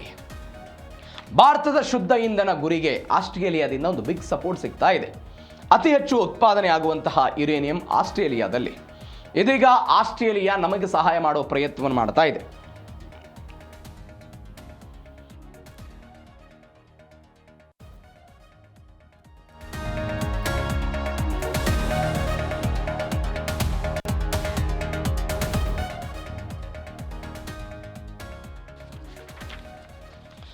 ಭಾರತ ಆಸ್ಟ್ರೇಲಿಯಾದಿಂದ ಒಂದು ಶಕ್ತಿಯನ್ನು ಪಡೆದುಕೊಂಡಿದೆ, ಅದು ಯುರೇನಿಯಂ ವಿಚಾರದಲ್ಲಿ. ಹೆಂಗೆ? ಆಸ್ಟ್ರೇಲಿಯಾ ವಿಶ್ವದ ಅತಿ ದೊಡ್ಡ ದಾಸ್ತಾನು ಯಾವುದರಲ್ಲಿ? ಈ ಯುರೇನಿಯಂ ವಿಚಾರದಲ್ಲಿ. ಶೇಕಡ ಒಂದು 28-30% ಎಲ್ಲ ಅವ್ರ ಕಡೆ ಇದೆ. ಮತ್ತೊಂದು ಕಡೆ ಭಾರತಕ್ಕೆ ಒಂದು ನಂಬಿಕಸ್ಥ ಪಾಲುದಾರ ಯಾರು? ಆಸ್ಟ್ರೇಲಿಯಾ. ನಂಬಿಕೆ ಇದೆ, ನಿರಂತರವಾಗಿ ಮತ್ತು ದೀರ್ಘಕಾಲದ ಇಂಧನ ಪೂರೈಕೆ ಮಾಡುವುದಕ್ಕೆಲ್ಲ ನಂಬಿಕಸ್ಥ ದೇಶವಾಗೆಲ್ಲ ಮಾರ್ಪಟ್ಟಿರೋದು. ಹಾಗಾದರೆ ಏನು ಲಾಭ ಆಗುತ್ತೆ ಇದರಿಂದ? ಪ್ರಧಾನಿ ನರೇಂದ್ರ ಮೋದಿ ಅಥವಾ ಭಾರತದ ಗುರಿ ಏನಿದೆ ಅಂತ ಹೇಳಿದ್ರೆ 2047ರ ವೇಳೆಗೆ ಭಾರತ ಒಂದು 100 ಗಿಗಾವ್ಯಾಟ್ ಪರಮಾಣು ಇಂಧನ ಸಾಮರ್ಥ್ಯವನ್ನು ಹೊಂದುವಂತಹ ಗುರಿಯನ್ನು ಇಟ್ಕೊಂಡಿದೆ 2047ರ ವಿಚಾರಕ್ಕೆ. ಹೀಗಾಗಿ ಈ ಯುರೇನಿಯಂ ನಮಗೆ ಸಹಾಯ ಆಗುತ್ತೆ, ನಮ್ಮ ಗುರಿಯನ್ನು ತಲುಪೋದಕ್ಕೆ ಇದು ಸಹಾಯ ಆಗುತ್ತೆ. ಒಂದು. ಎರಡನೇದ್ದು, ಭಾರತದ ರಾಜಸ್ಥಾನ, ಗುಜರಾತ್, ತಮಿಳುನಾಡು ಸೇರಿದಂತೆ ದೇಶದ ಬೇರೆ ಬೇರೆ ಕಡೆಗಳಲ್ಲಿ ನಾಗರಿಕ ಪರಮಾಣು ರಿಯಾಕ್ಟರ್ಗಳೇನಿದೆ ಅವುಗಳನ್ನು ತಡೆಯೋದಕ್ಕೆಲ್ಲ ಇಂಧನ ಬೇಕು. ಕೈಗಾರಿಕೆಗಳು, ಮನೆಗಳಿಗೆ ಶುದ್ಧ ವಿದ್ಯುತ್ ಕೊಡೋದಕ್ಕೆ ಯುರೇನಿಯಂ ಬೇಕು. ಆ ಕಾರಣಕ್ಕಾಗಿ ಸಹಾಯ ಆಗುತ್ತೆ. ಮತ್ತೊಂದು ಕಡೆ ಇಂಗಾಲದ ಹೊರಸೂಸುವಿಕೆಯನ್ನು ಕಡಿಮೆ ಮಾಡೋದಕ್ಕೆ, ಕಲ್ಲಿದ್ದಲು ಆಧಾರಿತ ವಿದ್ಯುತ್ ಮೇಲಿನ ಅವಲಂಬನೆಯನ್ನು ತಗ್ಗಿಸೋದಕ್ಕೆ ಈ ಪರಮಾಣು ಶಕ್ತಿ ಸಹಾಯ ಆಗುತ್ತೆ. 2015ರ ಸಮಯದಲ್ಲಿ ಪ್ರಧಾನಿ ನರೇಂದ್ರ ಮೋದಿ ಒನ್ಸ್ ಅಗೇನ್ ಆಸ್ಟ್ರೇಲಿಯಾಕ್ಕೆ ಭೇಟಿ ಕೊಟ್ಟಿದ್ರು. ಆ ಭೇಟಿಯ ಸಮಯದಲ್ಲಿ ನಾಗರಿಕ ಪರಮಾಣು ಸಹಕಾರ ಒಪ್ಪಂದಕ್ಕೆ ಸಹಿ ಹಾಕಲಾಗಿತ್ತು. ನೋಡಿ, 2012ರಲ್ಲಿ ಆರಂಭಿಕ ಹಂತ ಆಯಿತು ಭಾರತದ್ದು ಮತ್ತು ಆಸ್ಟ್ರೇಲಿಯಾದ್ದು. ಆಸ್ಟ್ರೇಲಿಯಾ ಸರ್ಕಾರ ಏನು ಮಾಡಿತು? ಭಾರತಕ್ಕೆ ಯುರೇನಿಯಂ ಮಾರಾಟ ಮಾಡೋದರ ಮೇಲಿದ್ದಂತಹ ನಿಷೇಧವನ್ನು ಮೊಟ್ಟ ಮೊದಲಿಗೆ 2012ರಲ್ಲಿ ಅದನ್ನು ತೆಗೆದು ಹಾಕಲಾಯಿತು. ಅಲ್ಲಿ ತನಕ ಮಾರಾಟ ನಿಷೇಧ ಆಯಿತು 2012ರಲ್ಲಿ. 2015ರಲ್ಲಿ ಉಭಯ ದೇಶಗಳ ನಡುವೆ ಸಹಿ ಆಯಿತು, ನರೇಂದ್ರ ಮೋದಿ ಮತ್ತು ಆಸ್ಟ್ರೇಲಿಯಾದ ಅವತ್ತಿನ ಪ್ರಧಾನಿಗಳ ನಡುವೆ. ಇದೀಗ 2026ರಲ್ಲಿ ಅದು ಮತ್ತೊಂದು ಹಂತಕ್ಕೆ ಹೋಗಿ ಅವರು ನಮಗೆ ಯುರೇನಿಯಂ ಅನ್ನು ಕೊಡ್ತೀವಿ ಅಂತ ಹೇಳ್ತಾ ಇದ್ದಾರೆ. ಎಲ್ಲಕ್ಕಿಂತ ಹೆಚ್ಚಾಗಿ ನಾವು ಅನೇಕ ಬಾರಿ ಚರ್ಚೆ ಮಾಡಿದ್ದೀವಿ. 1978ರಲ್ಲಿ ಒಂದು NPT ಒಪ್ಪಂದ ಆಗಿತ್ತು. ಆ NPT ಒಪ್ಪಂದಕ್ಕೆ ಭಾರತ ಸಹಿ ಹಾಕಿಲ್ಲ. ಅಂದರೆ ಪರಮಾಣು ವಿಚಾರದಲ್ಲಿ ನಾನು ಸಶಕ್ತ ಆಗಲ್ಲ, 5 ರಾಷ್ಟ್ರಗಳನ್ನು ಬಿಟ್ಟು ಅಂತ ಬೇರೆ ಬೇರೆ ದೇಶಗಳೆಲ್ಲ ಸಹಿ ಹಾಕಿದ್ದು. ಆದರೆ ಭಾರತ ಅದೊಂದು ತಾರತಮ್ಯ ಅನ್ನೋ ಕಾರಣಕ್ಕಾಗಿ ಸಹಿ ಹಾಕಿರಲಿಲ್ಲ. ಆದರೆ ಹೀಗೆ ಸಹಿ ಹಾಕದೇ ಇದ್ದಾಗಲೂ ಕೂಡ ಆಸ್ಟ್ರೇಲಿಯಾ ಭಾರತಕ್ಕೆ ಯುರೇನಿಯಂ ಕೊಡ್ತಾ ಇದೆ. ಇದು ನಾವು ಗಮನಿಸಬೇಕಾದ ಸಂಗತಿ. ಯಾಕೆ ಮಹತ್ವ ಇದು? ಒಂದು ವೇಳೆ ಸಹಿ ಹಾಕಿದ್ರೆ ಪರಮಾಣು ತಯಾರು ಮಾಡಲ್ಲ ಅನ್ನುವಂಥ ಆಲೋಚನೆ ಇರ್ಬೋದಿತ್ತು. ನಾವು ಪರಮಾಣು ಸಶಕ್ತ ಆಗಿಬಿಟ್ಟಿದ್ದೇವೆ, ಆ ಮಾತು ಬೇರೆ. ಆದರೆ ನಾವು ಭಾರತ ಕ್ಲಾರಿಟಿಯಾಗಿ ಹೇಳಿದೆ, ನಾವು ಕೇವಲ ವಿದ್ಯುತ್ ಉತ್ಪಾದನೆ ಮತ್ತು ನಮಗೆ ಬೇಕಾದಂತಹ ಬೇರೆ ಬೇರೆ ಕಾರಣಕ್ಕಾಗಿ ಮಾತ್ರ ಇದನ್ನು ಬಳಕೆ ಮಾಡಿಕೊಳ್ತೇವೆ, ಅದರ ಹೊರತಾಗಿ ಅನ್ಯ ಉದ್ದೇಶಕ್ಕೆ ಅಲ್ಲ ಅನ್ನುವಂತಹ ಭಾರತದ ನೀತಿ ಏನಿದೆ. ಆ ಕಾರಣಕ್ಕಾಗಿ 2012ರಿಂದ 26ರ ತನಕ ಭಾರತ ಮತ್ತು ಆಸ್ಟ್ರೇಲಿಯಾದ ಈ ಯುರೇನಿಯಂ ವಿಚಾರದಲ್ಲಿ ಇಂಥದ್ದೊಂದು ಮಹತ್ವದ ಬೆಳವಣಿಗೆ ಆಗಿದೆ. ಮತ್ತೊಂದು, ಸಾಗರದಲ್ಲಿ ಜಂಟಿ ಬೇಟೆ, ಕಡಲ ಭದ್ರತೆಗೆ ಆದ್ಯತೆ ಕೊಡ್ತಾ ಇರೋದು. ಸಾಗರದಲ್ಲಿ, ಪೆಸಿಫಿಕ್ ಮಹಾಸಾಗರದಲ್ಲಿ ಚೀನಾದ ಏಕಸ್ವಾಮ್ಯತೆ ಆಗ್ತಾ ಇದೆ. ಸುತ್ತಮುತ್ತಲಿನ ದೇಶಗಳನ್ನು ತನ್ನ ತೆಕ್ಕೆಗೆ ತೆಗೆದುಕೊಳ್ಳುವ ಪ್ರಯತ್ನವನ್ನು ಚೀನಾ ಮಾಡ್ತಾ ಇದೆ. ಅದಕ್ಕೆ ತದ್ವಿರುದ್ಧವಾಗಿ ಇತ್ತೀಚೆಗೆ ಭಾರತದಲ್ಲಿ ನಡೆದಂತಹ ಶೃಂಗಸಭೆಯಲ್ಲೂ ಕೂಡ ಚರ್ಚೆ ಮಾಡಲಾಗಿತ್ತು. ಚೀನಾದ ಏಕಸ್ವಾಮ್ಯವನ್ನು ಮುರಿಬೇಕು ಅಂತ. ಅದಕ್ಕೆ ಬೂಸ್ಟ್ ಆಗಿ ಇದೀಗ ಭಾರತ ಆಸ್ಟ್ರೇಲಿಯಾ ಕಡಲ ಭದ್ರತಾ ಸಹಕಾರ ಮಾರ್ಗಸೂಚಿ ಬಿಡುಗಡೆ ಆಯಿತು. ಇಂಡಿಯನ್ ಕೋಸ್ಟ್ ಗಾರ್ಡ್ ಮತ್ತು ಆಸ್ಟ್ರೇಲಿಯಾ ಕಮಾಂಡ್ ನಡುವೆ ಮಹತ್ವದ ಮಾತುಕತೆಗಳಾಯಿತು. ಏನೇನು ಮಾತುಕತೆಗಳಾಯಿತು? ಭಾರತ ಆಸ್ಟ್ರೇಲಿಯಾ ಕಡಲ ಭದ್ರತಾ ಸಹಕಾರ ಮಾರ್ಗಸೂಚಿ, ಅದು ಎಲ್ಲಿಗೆ? ಇಂಡೋ ಪೆಸಿಫಿಕ್ ಮತ್ತು ಹಿಂದೂ ಮಹಾಸಾಗರ ವಲಯದಲ್ಲಿ ಈ ಸವಾಲುಗಳನ್ನು ಎದುರಿಸ್ತಾ ಇತ್ತಲ್ಲ, ಅದೆಲ್ಲದರ ಕಾರ್ಯತಂತ್ರ ಆಗಿದೆ. ಜಂಟಿ ಗಸ್ತು ಮತ್ತು ಕಡಲ ಜಾಗೃತಿ ಮಾಹಿತಿ ವಿನಿಮಯ ಆಗುತ್ತೆ ಉಭಯ ದೇಶಗಳ ನಡುವೆ. ಜಂಟಿ ಕಡಲ ಗಸ್ತುಗಳು, ಅದು ಆಯಕಟ್ಟಿನ ಸಮುದ್ರ ಮಾರ್ಗಗಳಲ್ಲಿ ಕಣ್ಗಾವಲನ್ನು ನೀಡಲಾಗುತ್ತೆ. ಗಸ್ತುಗಳೆಲ್ಲ ಶುರುವಾಗುತ್ತೆ. ಅದನ್ನು ಹೆಚ್ಚಳ ಮಾಡುವುದಕ್ಕೆ ಉಭಯ ದೇಶಗಳ ನಡುವೆ ಮಾತುಕತೆ ಆಗಿದೆ. ಪರಸ್ಪರ ತಾಣಗಳ ಬಳಕೆ ಮಾಡಿಕೊಳ್ಳುವುದಕ್ಕೆ, ಮಿಲಿಟರಿ ನೆಲೆಗಳನ್ನು ಬಳಕೆ ಮಾಡಿಕೊಳ್ಳೋದಕ್ಕೆ, ಇಂಧನವನ್ನು ತುಂಬಿಸಿಕೊಳ್ಳುವುದಕ್ಕೆ, ದುರಸ್ತಿ ಕಾರ್ಯಗಳಿಗಾಗಿ ಭಾರತ ಮತ್ತು ಆಸ್ಟ್ರೇಲಿಯಾದ ನೌಕಾಪಡೆಗಳು 1 ಮಿಲಿಟರಿ ನೆಲೆಗಳು ಮತ್ತು ಬಂದರುಗಳನ್ನೆಲ್ಲ ಬಳಕೆ ಮಾಡಿಕೊಳ್ಳೋದಕ್ಕೆ ಅವಕಾಶ ಸಿಕ್ಕಿದೆ. ಸಮುದ್ರದ ಆಳದ ಸಹಕಾರ, ಅಂದರೆ ಜಲಾವೃತ ಒಳ ಜಾಗೃತಿ ಅಡಿಯಲ್ಲಿ ಜಲಗರ್ಭದ ಭದ್ರತೆ, ಜಂಟಿ ಸಂಶೋಧನೆ ಮಾಡೋದಕ್ಕೆ ಅವಕಾಶ ಸಿಕ್ಕಿದೆ. ಕಡಲುಗಳತನ ಮತ್ತು ಸೈಬರ್ ಸವಾಲುಗಳನ್ನು ನಿಗ್ರಹ ಮಾಡೋದಕ್ಕೆ ಉಭಯ ದೇಶಗಳೆಲ್ಲವೂ ಕೂಡ ಒಂದು ಒಪ್ಪಂದವನ್ನು ಮಾಡಿಕೊಂಡಿರೋದು. ಮತ್ತೊಂದು, ಕಡಲ ಸೈಬರ್ ಸುರಕ್ಷತೆ, ಅದು ಸಂವಹನ ಜಾಲಗಳ ಸುರಕ್ಷತೆ, ಹ್ಯಾಕಿಂಗ್ ತಡೆ ಆಗಿರ್ಬೋದು, ಎಲ್ಲವೂ ಕೂಡ ಆಗ್ತಾ ಇದೆ. ಹಾಗಾದರೆ ಈ ಮಾರ್ಗಸೂಚಿಯ ಕಟ್ಟಕಡೆಯ ಉದ್ದೇಶ ಏನು? ಈ ಪ್ರಶ್ನೆಗೆ ಉತ್ತರ, ಪರಸ್ಪರವಾಗಿ ಸಹಕಾರ ಕೊಡಬಹುದು, ಅವರ ನೆಲೆಗಳನ್ನು ಇವರು ಬಳಕೆ ಮಾಡಿಕೊಳ್ಳೋದಕ್ಕೆಲ್ಲವೂ ಕೂಡ ಆಗ್ಬೋದು. ಕಟ್ಟಕಡೆಯ ಉದ್ದೇಶ ಏನು? ಕಟ್ಟಕಡೆಯ ಉದ್ದೇಶ ಪೆಸಿಫಿಕ್ ಮಹಾಸಾಗರದಲ್ಲಿ, ಇಂಡೋ ಪೆಸಿಫಿಕ್ ಮಹಾಸಾಗರದಲ್ಲಿ ಚೀನಾದ ಏಕಸ್ವಾಮ್ಯತೆ ಏನಿದೆ, ಆ ಚೀನಾದ ಏಕಸ್ವಾಮ್ಯತೆಯನ್ನು ಬಗ್ಗು ಬಡಿಯೋದು ಎಲ್ಲದರ ಉದ್ದೇಶ ಅಂತ ಹೇಳಲಾಗ್ತಾ ಇದೆ. ಅಂತಾರಾಷ್ಟ್ರೀಯ ಕಾನೂನುಗಳ ಪ್ರಕಾರ ಮುಕ್ತ, ಸುರಕ್ಷಿತ, ನಿಯಮ ಆಧಾರಿತ ಕಡಲ ಸಂಚಾರವನ್ನು ಖಾತ್ರಿಪಡಿಸಬೇಕು ಅನ್ನೋದು ಉಭಯ ದೇಶಗಳ ನಡುವೆ ಆದಂತಹ ಮಾತುಕತೆ. ಆ ಮುಖಾಂತರ ಚೀನಾಗೆ ಒಂದು ಏಟು ಕೊಡೋ ಪ್ರಯತ್ನವನ್ನು ಆಸ್ಟ್ರೇಲಿಯಾ ಮತ್ತು ಭಾರತ ಮಾಡಿದೆ. ಮತ್ತೊಂದು ಬೆಳವಣಿಗೆ, ಮೋದಿಯ ಗಗನಯಾನಕ್ಕೆ ಆಸ್ಟ್ರೇಲಿಯಾ ಸಾಥ್ ಕೊಟ್ಟಿರುವುದು. ಮೋದಿಯವರು ಗಗನಯಾನ ಆಗಬೇಕು ಅಂತ, ಈ ಭಾರತದ ಮೊದಲ ಮಾನವ ಸಹಿತ ಬಾಹ್ಯಾಕಾಶ ಮಾಡಬೇಕು ಅನ್ನೋದು ಭಾರತದ ಗುರಿ ಏನಿದೆ, ನರೇಂದ್ರ ಮೋದಿಯವರ ಗುರಿ ಏನಿದೆ, ಅದಕ್ಕೆ ಆಸ್ಟ್ರೇಲಿಯಾ ಬೆಂಬಲವನ್ನು ವ್ಯಕ್ತಪಡಿಸ್ತಾ ಇದೆ. ಕೋಕೋಸ್ ದ್ವೀಪಗಳಲ್ಲಿ ತಾತ್ಕಾಲಿಕ ಸ್ಪೇಸ್ ಟ್ರ್ಯಾಕಿಂಗ್ ಟರ್ಮಿನಲ್ ಸ್ಥಾಪನೆಗೆ ಅವಕಾಶ ಕೊಡ್ತಿದ್ದಾರೆ. ನಿರ್ಣಾಯಕ ಖನಿಜಗಳ ಪೂರೈಕೆಗಾಗಿ ಕ್ರಿಟಿಕಲ್ ಮಿನರಲ್ ಕಾರಿಡಾರ್ ಸ್ಥಾಪನೆಗೆ ಬೆಂಗಳೂರು ಮತ್ತು ಗುರುಗ್ರಾಮದಲ್ಲಿ ಆಸ್ಟ್ರೇಲಿಯಾ ವಿವಿಗಳ ಕ್ಯಾಂಪಸ್ ಆಗ್ತಾ ಇದೆ. ನಿನ್ನೆ ಹೆಂಗೆ ನಾವು ಇಂಡೋನೇಷ್ಯಾದಲ್ಲಿ ಭಾರತದ ಅಂದರೆ ಬೆಂಗಳೂರಿನ ಒಂದು ಕ್ಯಾಂಪಸ್ ಹೆಂಗೆ ಅಲ್ಲಿ ತೆರೀತಾ ಇದೆ ಅನ್ನೋದ್ರ ಬಗ್ಗೆ ಚರ್ಚೆ ಮಾಡಿದ್ವಿ, ಹಾಗೆ ಆಸ್ಟ್ರೇಲಿಯಾದ ಕ್ಯಾಂಪಸ್ಗಳು ಕೂಡ ಇಲ್ಲಿ ಬರ್ತಾ ಇರೋದು. ಏನೇನಾಗ್ತಾ ಇದೆ, ಕೋಕೋಸ್ ಕಿಲ್ಲಿಂಗ್ ದ್ವೀಪದಲ್ಲಿ ಟ್ರ್ಯಾಕಿಂಗ್ ಸ್ಟೇಷನ್ ನೆಲದ ತಾಣವನ್ನು ಅವರೆಲ್ಲ ಕೊಡ್ತಾ ಇದ್ದಾರೆ. ಗಗನಯಾನ ನೌಕೆ ಭೂಮಿಯನ್ನು ಸುತ್ತುವಾಗ ಅದರ ಮೇಲೆ ನಿರಂತರ ನಿಗಾ ಇಡೋದಕ್ಕೆ ಇಸ್ರೋಗೆ ಜಾಗತಿಕ ಮಟ್ಟದ ಒಂದು ಗ್ರೌಂಡ್ ಸ್ಟೇಷನ್ ಅಗತ್ಯ ಇದೆ. ಅದನ್ನು ಆಸ್ಟ್ರೇಲಿಯಾ ಸರ್ಕಾರ ಕೋಕೋಸ್ ಕಿಲ್ಲಿಂಗ್ ದ್ವೀಪದಲ್ಲಿ ಎಲ್ಲ ಮಾಡಿಕೊಡ್ತೀವಿ ಅಂತ ಹೇಳಿರೋದು. ಎರಡನೇದು ರಿಯಲ್ ಟೈಮ್ ಕನೆಕ್ಟಿವಿಟಿ. ಈ ದ್ವೀಪದ ಭೌಗೋಳಿಕ ಸ್ಥಳ ಹಿಂದೂ ಮಹಾಸಾಗರದ ಮೇಲಿದೆ. ಗಗನಯಾನ ನೌಕೆ ಭಾರತದ ನಿಯಂತ್ರಣ ಕೊಠಡಿಯಿಂದ ಸ್ವಲ್ಪ ದೂರ ಹೋದಾಗ ಆಸ್ಟ್ರೇಲಿಯಾದ ಈ ಸ್ಟೇಷನ್ ನೌಕೆಯೊಂದಿಗೆ ನಿರಂತರವಾಗಿ ಸಂಪರ್ಕ ಇಡೋದಕ್ಕೆ ಅವಕಾಶ ಕೊಡುತ್ತೆ. ಮತ್ತೊಂದು ಕಡೆ ತುರ್ತು ರಕ್ಷಣೆ ಮತ್ತು ಕಡಲ ಕಾರ್ಯಾಚರಣೆಯನ್ನು ಕ್ಯಾಪ್ಸುಲ್ ರಿಕವರಿ ಮಾಡೋದಕ್ಕೆ ಇದೆಲ್ಲ ಸಹಾಯ ಆಗುತ್ತೆ. ಜಂಟಿ ರಕ್ಷಣಾ ಕಾರ್ಯಾಚರಣೆಗೂ ಕೂಡ ಉಭಯ ದೇಶಗಳ ನಡುವೆ ತಾಲೀಮುಗಳಾಗುತ್ತೆ, ಯೋಜನೆಗಳಾಗ್ತಾ ಇದೆ. ಮತ್ತೊಂದು ಕಡೆ ಇಸ್ರೋ ಮತ್ತು ಆಸ್ಟ್ರೇಲಿಯಾ ಬಾಹ್ಯಾಕಾಶ ಒಪ್ಪಂದ ಆಗಿದೆ.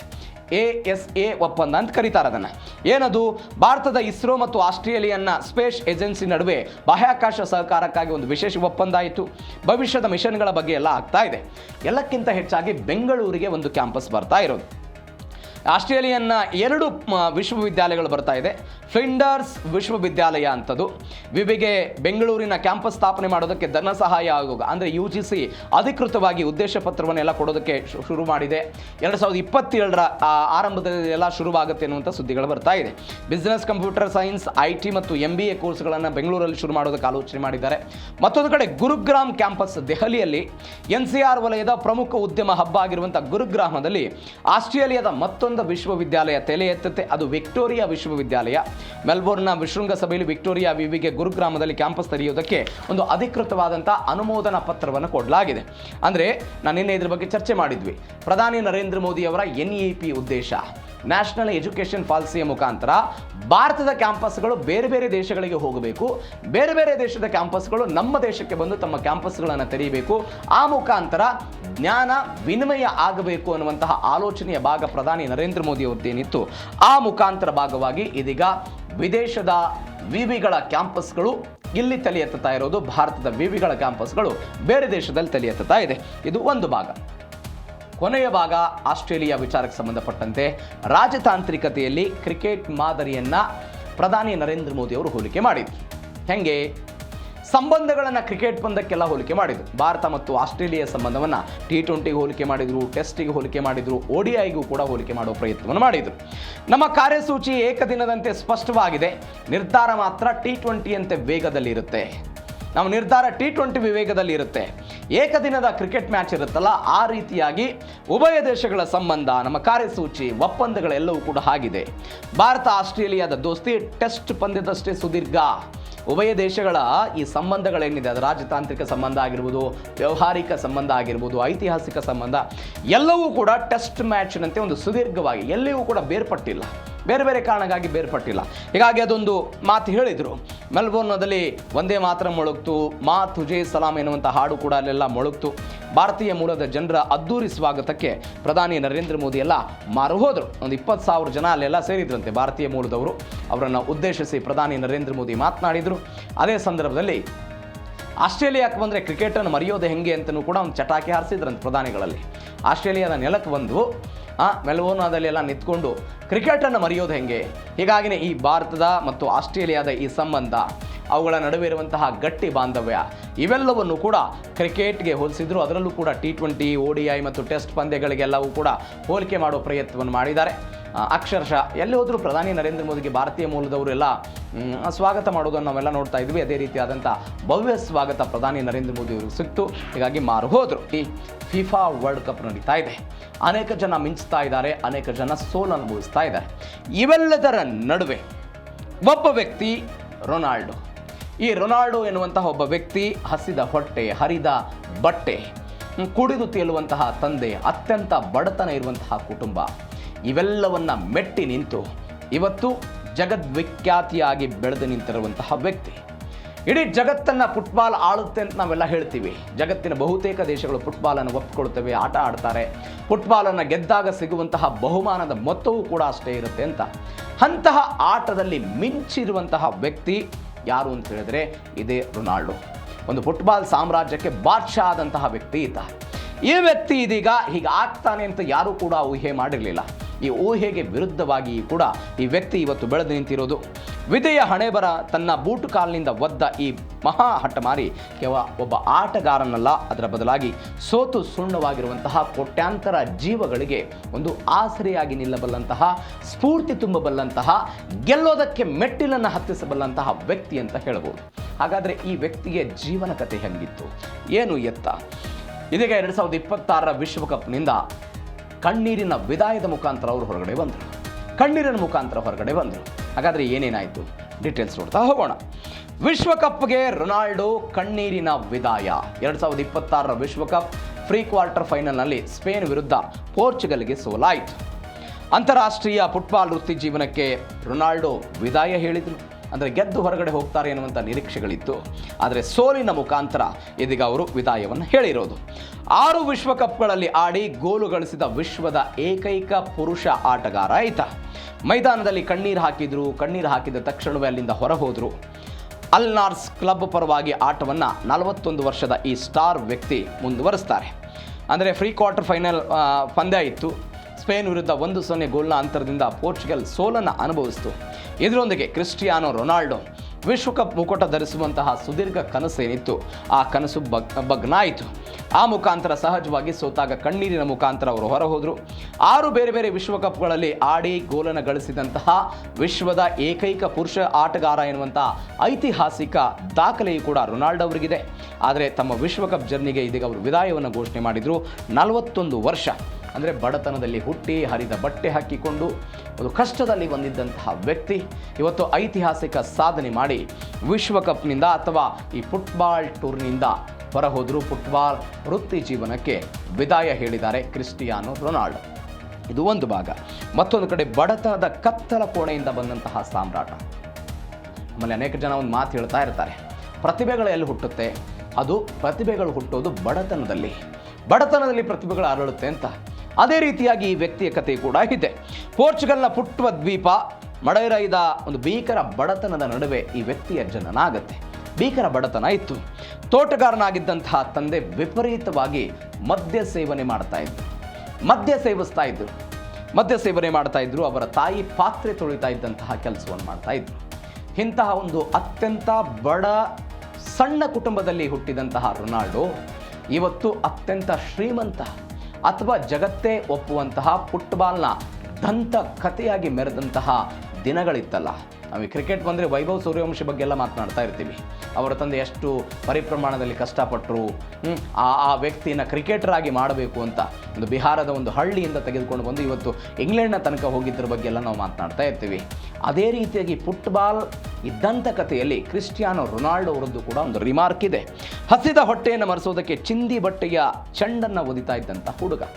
ಈ ಫುಟ್ಬಾಲ್ ತೆಗೆದುಕೊಳ್ಬೇಕು ಅಂತ ಹೇಳಿದ್ರೆ ದುಡ್ಡಿರಲಿಲ್ಲ.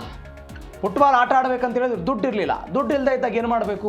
ಈ ಹರಿದ ಬಟ್ಟೆಯಿಂದ ಈ ಬಾಲ್ ಮಾಡೋದು, ಅವುಗಳ ಮುಖಾಂತರ ಆಟ ಆಡೋ ಪ್ರಯತ್ನವನ್ನು ಈ ಕ್ರಿಸ್ಟಿಯಾನೋ ರೊನಾಲ್ಡೋ ಮಾಡ್ತಾ ಇದ್ರಂತೆ. ಬಡತನದ ಮೇಲಿನ ಆಕ್ರೋಶವೇ ಇವತ್ತು ಮೈದಾನ ಸಿಂಹವನ್ನಾಗಿ ರೂಪಿಸಿತು. ತಂದೆಯ ಸಾವಿನ ನಂತರ ಇಡೀ ಕುಟುಂಬದ ಜವಾಬ್ದಾರಿಯನ್ನು ಕ್ರಿಸ್ಟಿಯಾನೋ ರೊನಾಲ್ಡೋ ಎಲ್ಲ ಹೊಂದಿದ್ರು. ಮಡೈರಾದ ಒಂದು ಭೀಕರ ಬಡತನದ ಇತಿಹಾಸ. ಅವರ ತಂದೆ ತೋಟಗಾರರಾಗಿ ಕೆಲಸ ಮಾಡ್ತಿದ್ರು, ಮದ್ಯ ವ್ಯಸನಿಯಾಗಿದ್ದರು, ಲಿವರ್ ಕೂಡ ಹಾಳಾಗಿತ್ತು.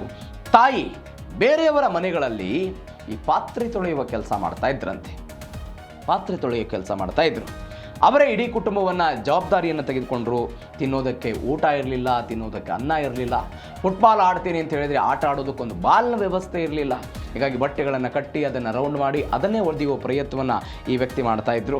ಒಂದು ಹಠಮಾರಿತನ ಇತ್ತು. ಆ ಹಠಮಾರಿತನ ಇವತ್ತು ಜಗತ್ತನ್ನೇ ಗೆಲ್ಲುವ ಹಂತಕ್ಕೆಲ್ಲ ತೆಗೆದುಕೊಂಡು ಬಿಟ್ಟಿದೆ. ತಾನು ಆಡುವಂಥ ಫುಟ್ಬಾಲ್ ಕ್ರೀಡೆ ಒಂದು ದಿನ ಜಗತ್ತಿನ ಅತ್ಯಂತ ಶ್ರೀಮಂತ ಹಾಗೂ ಶ್ರೇಷ್ಠ ಕ್ರೀಡಾಪಟುವನ್ನಾಗಿ ಮಾಡುತ್ತೆ ಅನ್ನುವಂಥ ಆಲೋಚನೆ ಅವತ್ತು ರೊನಾಲ್ಡೋ ಅವರಿಗೆ ಇತ್ತೋ ಇಲ್ಲವೋ ಗೊತ್ತಿಲ್ಲ. ಆದರೆ ಇವತ್ತು ಐತಿಹಾಸಿಕವಾಗಿ ಅಂಥದ್ದೊಂದು ಸಾಧನೆಯನ್ನು ಮಾಡಿದ್ದಾರೆ. ಇದು ರೊನಾಲ್ಡೋ ಅವರ ಬಡತನದ ಕಥೆ. ಆದರೆ ಮತ್ತೊಂದು ಬೆಳವಣಿಗೆ ಏನು ಅಂತ ಹೇಳಿದ್ರೆ, ಸಾವು ಗೆದ್ದು ಬಂದ ಉಕ್ಕಿನ ಮನುಷ್ಯ. ಸಾವು ಗೆದ್ದು ಬಂದಿರುವಂಥ ಉಕ್ಕಿನ ಮನುಷ್ಯ ಇದ್ದ. 14ನೇ ವಯಸ್ಸಿನಲ್ಲಿ ರೊನಾಲ್ಡೋ ಅವರಿಗೆ ಭೀಕರ ಹೃದಯದ ಸಮಸ್ಯೆ ಎಲ್ಲ ಎದುರಾಗಿತ್ತು. ಜಸ್ಟ್ 14 ವರ್ಷ ಇತ್ತವರಿಗೆ ಒಂದು ಹೃದಯದ ಸಮಸ್ಯೆ ಬಂತು. ಇನ್ನು ಮುಂದೆ ನೀನು ಓಡುವಂತಿಲ್ಲ ಅಂತೆಲ್ಲ ವೈದ್ಯರೇ ಎಚ್ಚರಿಸಿದರು. ಇನ್ಮೇಲೆ ಯಾವುದೇ ಕಾರಣಕ್ಕೂ ನಿನ್ಗೆ ಓಡೋದಕ್ಕೆ ಸಾಧ್ಯ ಇಲ್ಲ ಅಂತ ಹೇಳಿದರು. ಸಾವು ಮತ್ತು ಬದುಕಿನ ಹೋರಾಟ ಇತ್ತು. ಬದುಕನ್ನು ಆಯ್ಕೆ ಮಾಡಿಕೊಂಡ್ರು. ಸಾವು ದೂರ ಆಯಿತು, ಬದುಕಲ್ಲಿ ಇವತ್ತು ಗೆದ್ರವರು. ಒಂದು 14 ವರ್ಷ ಅಂತ ಹೇಳಿದ್ರೆ, ನೀವು ಇವತ್ತು ಅವ್ರಿಗೆ 40 ಅಂತ ಹೇಳಿದ್ರೆ ಒಂದು 26 ವರ್ಷಗಳ ಹಿಂದೆ ಅವರ ಕತೆ ಬಗ್ಗೆ ನೋಡ್ತಾ ಇದ್ದೀವಿ. ಆಪರೇಷನ್ ಆದಂತಹ ಕೆಲವೇ ದಿನಗಳಲ್ಲಿ ಮತ್ತೆ ಮೈದಾನಕ್ಕಿಳಿದು ಅಚ್ಚರಿಯನ್ನು ಮೂಡಿಸಿದ್ರು.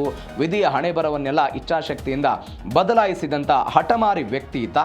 ಆ ಮುಖಾಂತರ ಒಂದು ಗೆಲ್ಲೋ ಪ್ರಯತ್ನವನ್ನು ಮಾಡಿದ್ದಾರೆ. ಮತ್ತೊಂದು ಕಡೆ ಮೈ ಮೇಲೆ ಹಚ್ಚೆ ಇಲ್ಲದ ಬಿಲಿಯನೇರ್ ವ್ಯಕ್ತಿ ಈತ. ನಿಯಮಿತವಾಗಿ ರಕ್ತದಾನ ಮಾಡೋದಕ್ಕೆ ಮೈ ಮೇಲೆ ಹಚ್ಚೆಯನ್ನು ಹಾಕಿಸಿಕೊಳ್ಳದಂತಹ ಸ್ಟಾರ್ ಈತ. ರಕ್ತದಾನ ಮಾಡಬೇಕು, ಬ್ಲಡ್ ಡೊನೇಷನ್ ಮಾಡಬೇಕು ಅಂತ ಕ್ಯಾನ್ಸರ್ ಪೀಡಿತ ಮಕ್ಕಳಿಗೆ ಮತ್ತು ಯುದ್ಧ ಸಂತ್ರಸ್ತರಿಗೆ ಕೋಟ್ಯಾಂತರ ರೂಪಾಯಿ ದಾನ ಮಾಡ್ತಾರೆ. ಅವರದ್ದೇ ಆದಂಥ ಒಂದು ಸಂಸ್ಥೆ ಇದೆ. ಕ್ಯಾನ್ಸರ್ ರೋಗಿಗಳೇನಿರ್ತಾರೆ, ಅದರಲ್ಲೂ ವಿಶೇಷವಾಗಿ ಮಹಿಳೆಯರು, ಮಕ್ಕಳು, ಅವರಿಗೆಲ್ಲ ಸಹಾಯ ಮಾಡೋ ಪ್ರಯತ್ನ.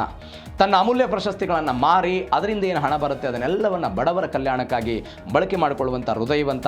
5 ಮಕ್ಕಳ ತಂದೆಯಾಗಿ ಜಾರ್ಜಿಯಾ ರೋಡ್ರಿಗಸ್ ಜೊತೆಗಿನ ಸುಖಿ ಸಂಸಾರ ಇದೆ. ಜಗತ್ತಿನ ಅತ್ಯಂತ ಪ್ರಭಾವಶಾಲಿ CR7 ಬ್ರಾಂಡ್ನ ಹಿಂದೆ ಇರೋದು ತಾಯಿಯ ಮನಸ್ಸು. ಆ ಮುಖಾಂತರ ಒಂದು ಕೇವಲ ಆಟಗಾರ ಆಗಿ ಮಾತ್ರವಲ್ಲದೆ ಒಂದು ಸಾಮಾಜಿಕವಾಗಿಯೂ ಕೂಡ ಕೆಲಸವನ್ನು ಮಾಡ್ತಾ ಇರುವಂಥ ವ್ಯಕ್ತಿ. ಮತ್ತೊಂದು 976+ ಗೋಲುಗಳ ಸಾರ್ವಭೌಮ. ಹೆಂಗೆ ಇದು? 5 ಬಾರಿ ಪ್ರತಿಷ್ಠಿತ ಬ್ಯಾಲನ್ ಡಿ ಓರ್ ಪ್ರಶಸ್ತಿಯನ್ನು ವಿಜೇತರಾಗಿದ್ದಾರೆ. ಬ್ಯಾಲನ್ ಡಿ ಓರ್ ಎನ್ನುವಂಥ ಪ್ರಶಸ್ತಿ ಅಂತಾರಾಷ್ಟ್ರೀಯ ಫುಟ್ಬಾಲ್ನಲ್ಲಿ ಅತಿ ಹೆಚ್ಚು ಗೋಲು ಗಳಿಸಿದಂಥ ವಿಶ್ವ ದಾಖಲೆ ನಾನು ಅವಾಗಲೇ ಹೇಳಿದೆ 6. ಮ್ಯಾಂಚೆಸ್ಟರ್ ಯುನೈಟೆಡ್, ರಿಯಲ್ ಮ್ಯಾಡ್ರಿಡ್ಗಳಲ್ಲಿ ಇತಿಹಾಸವನ್ನು ಬರೆದಂಥ ಆಟಗಾರ ಈತ.